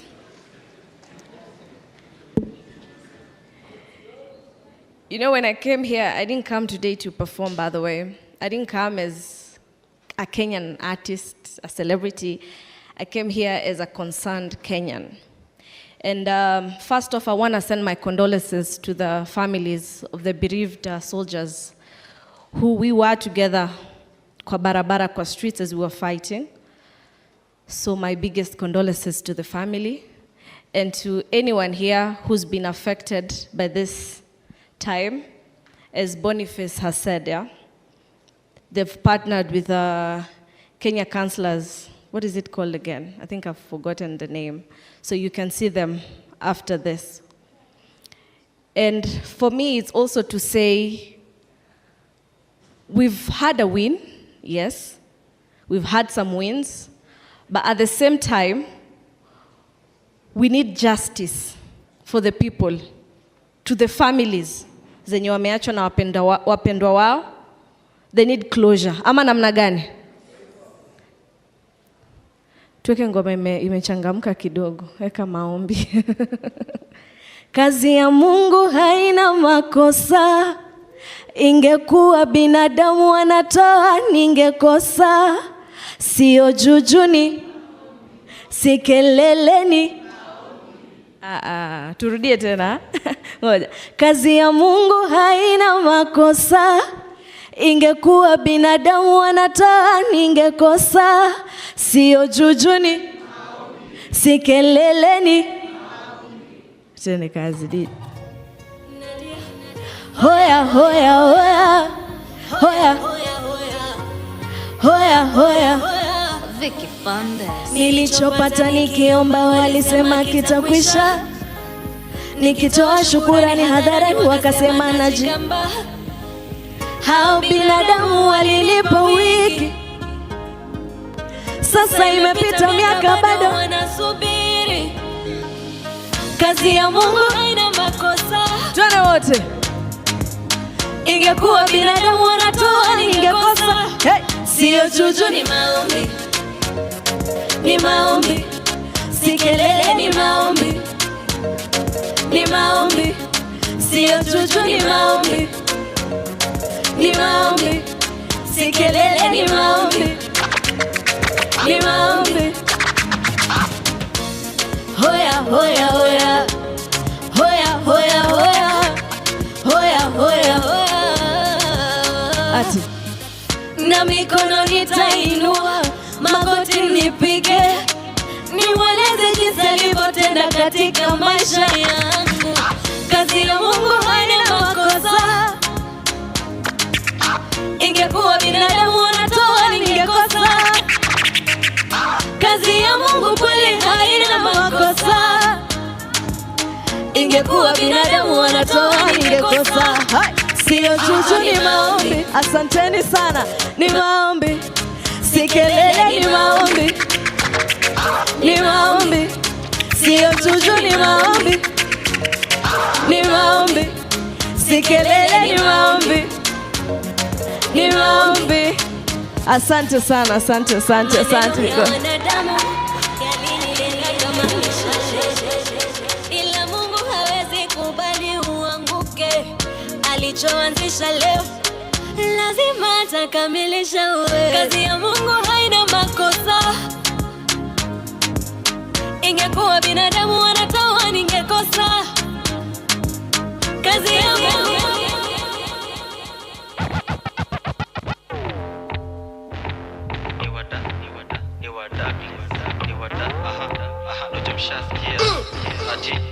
Tushasikia wada please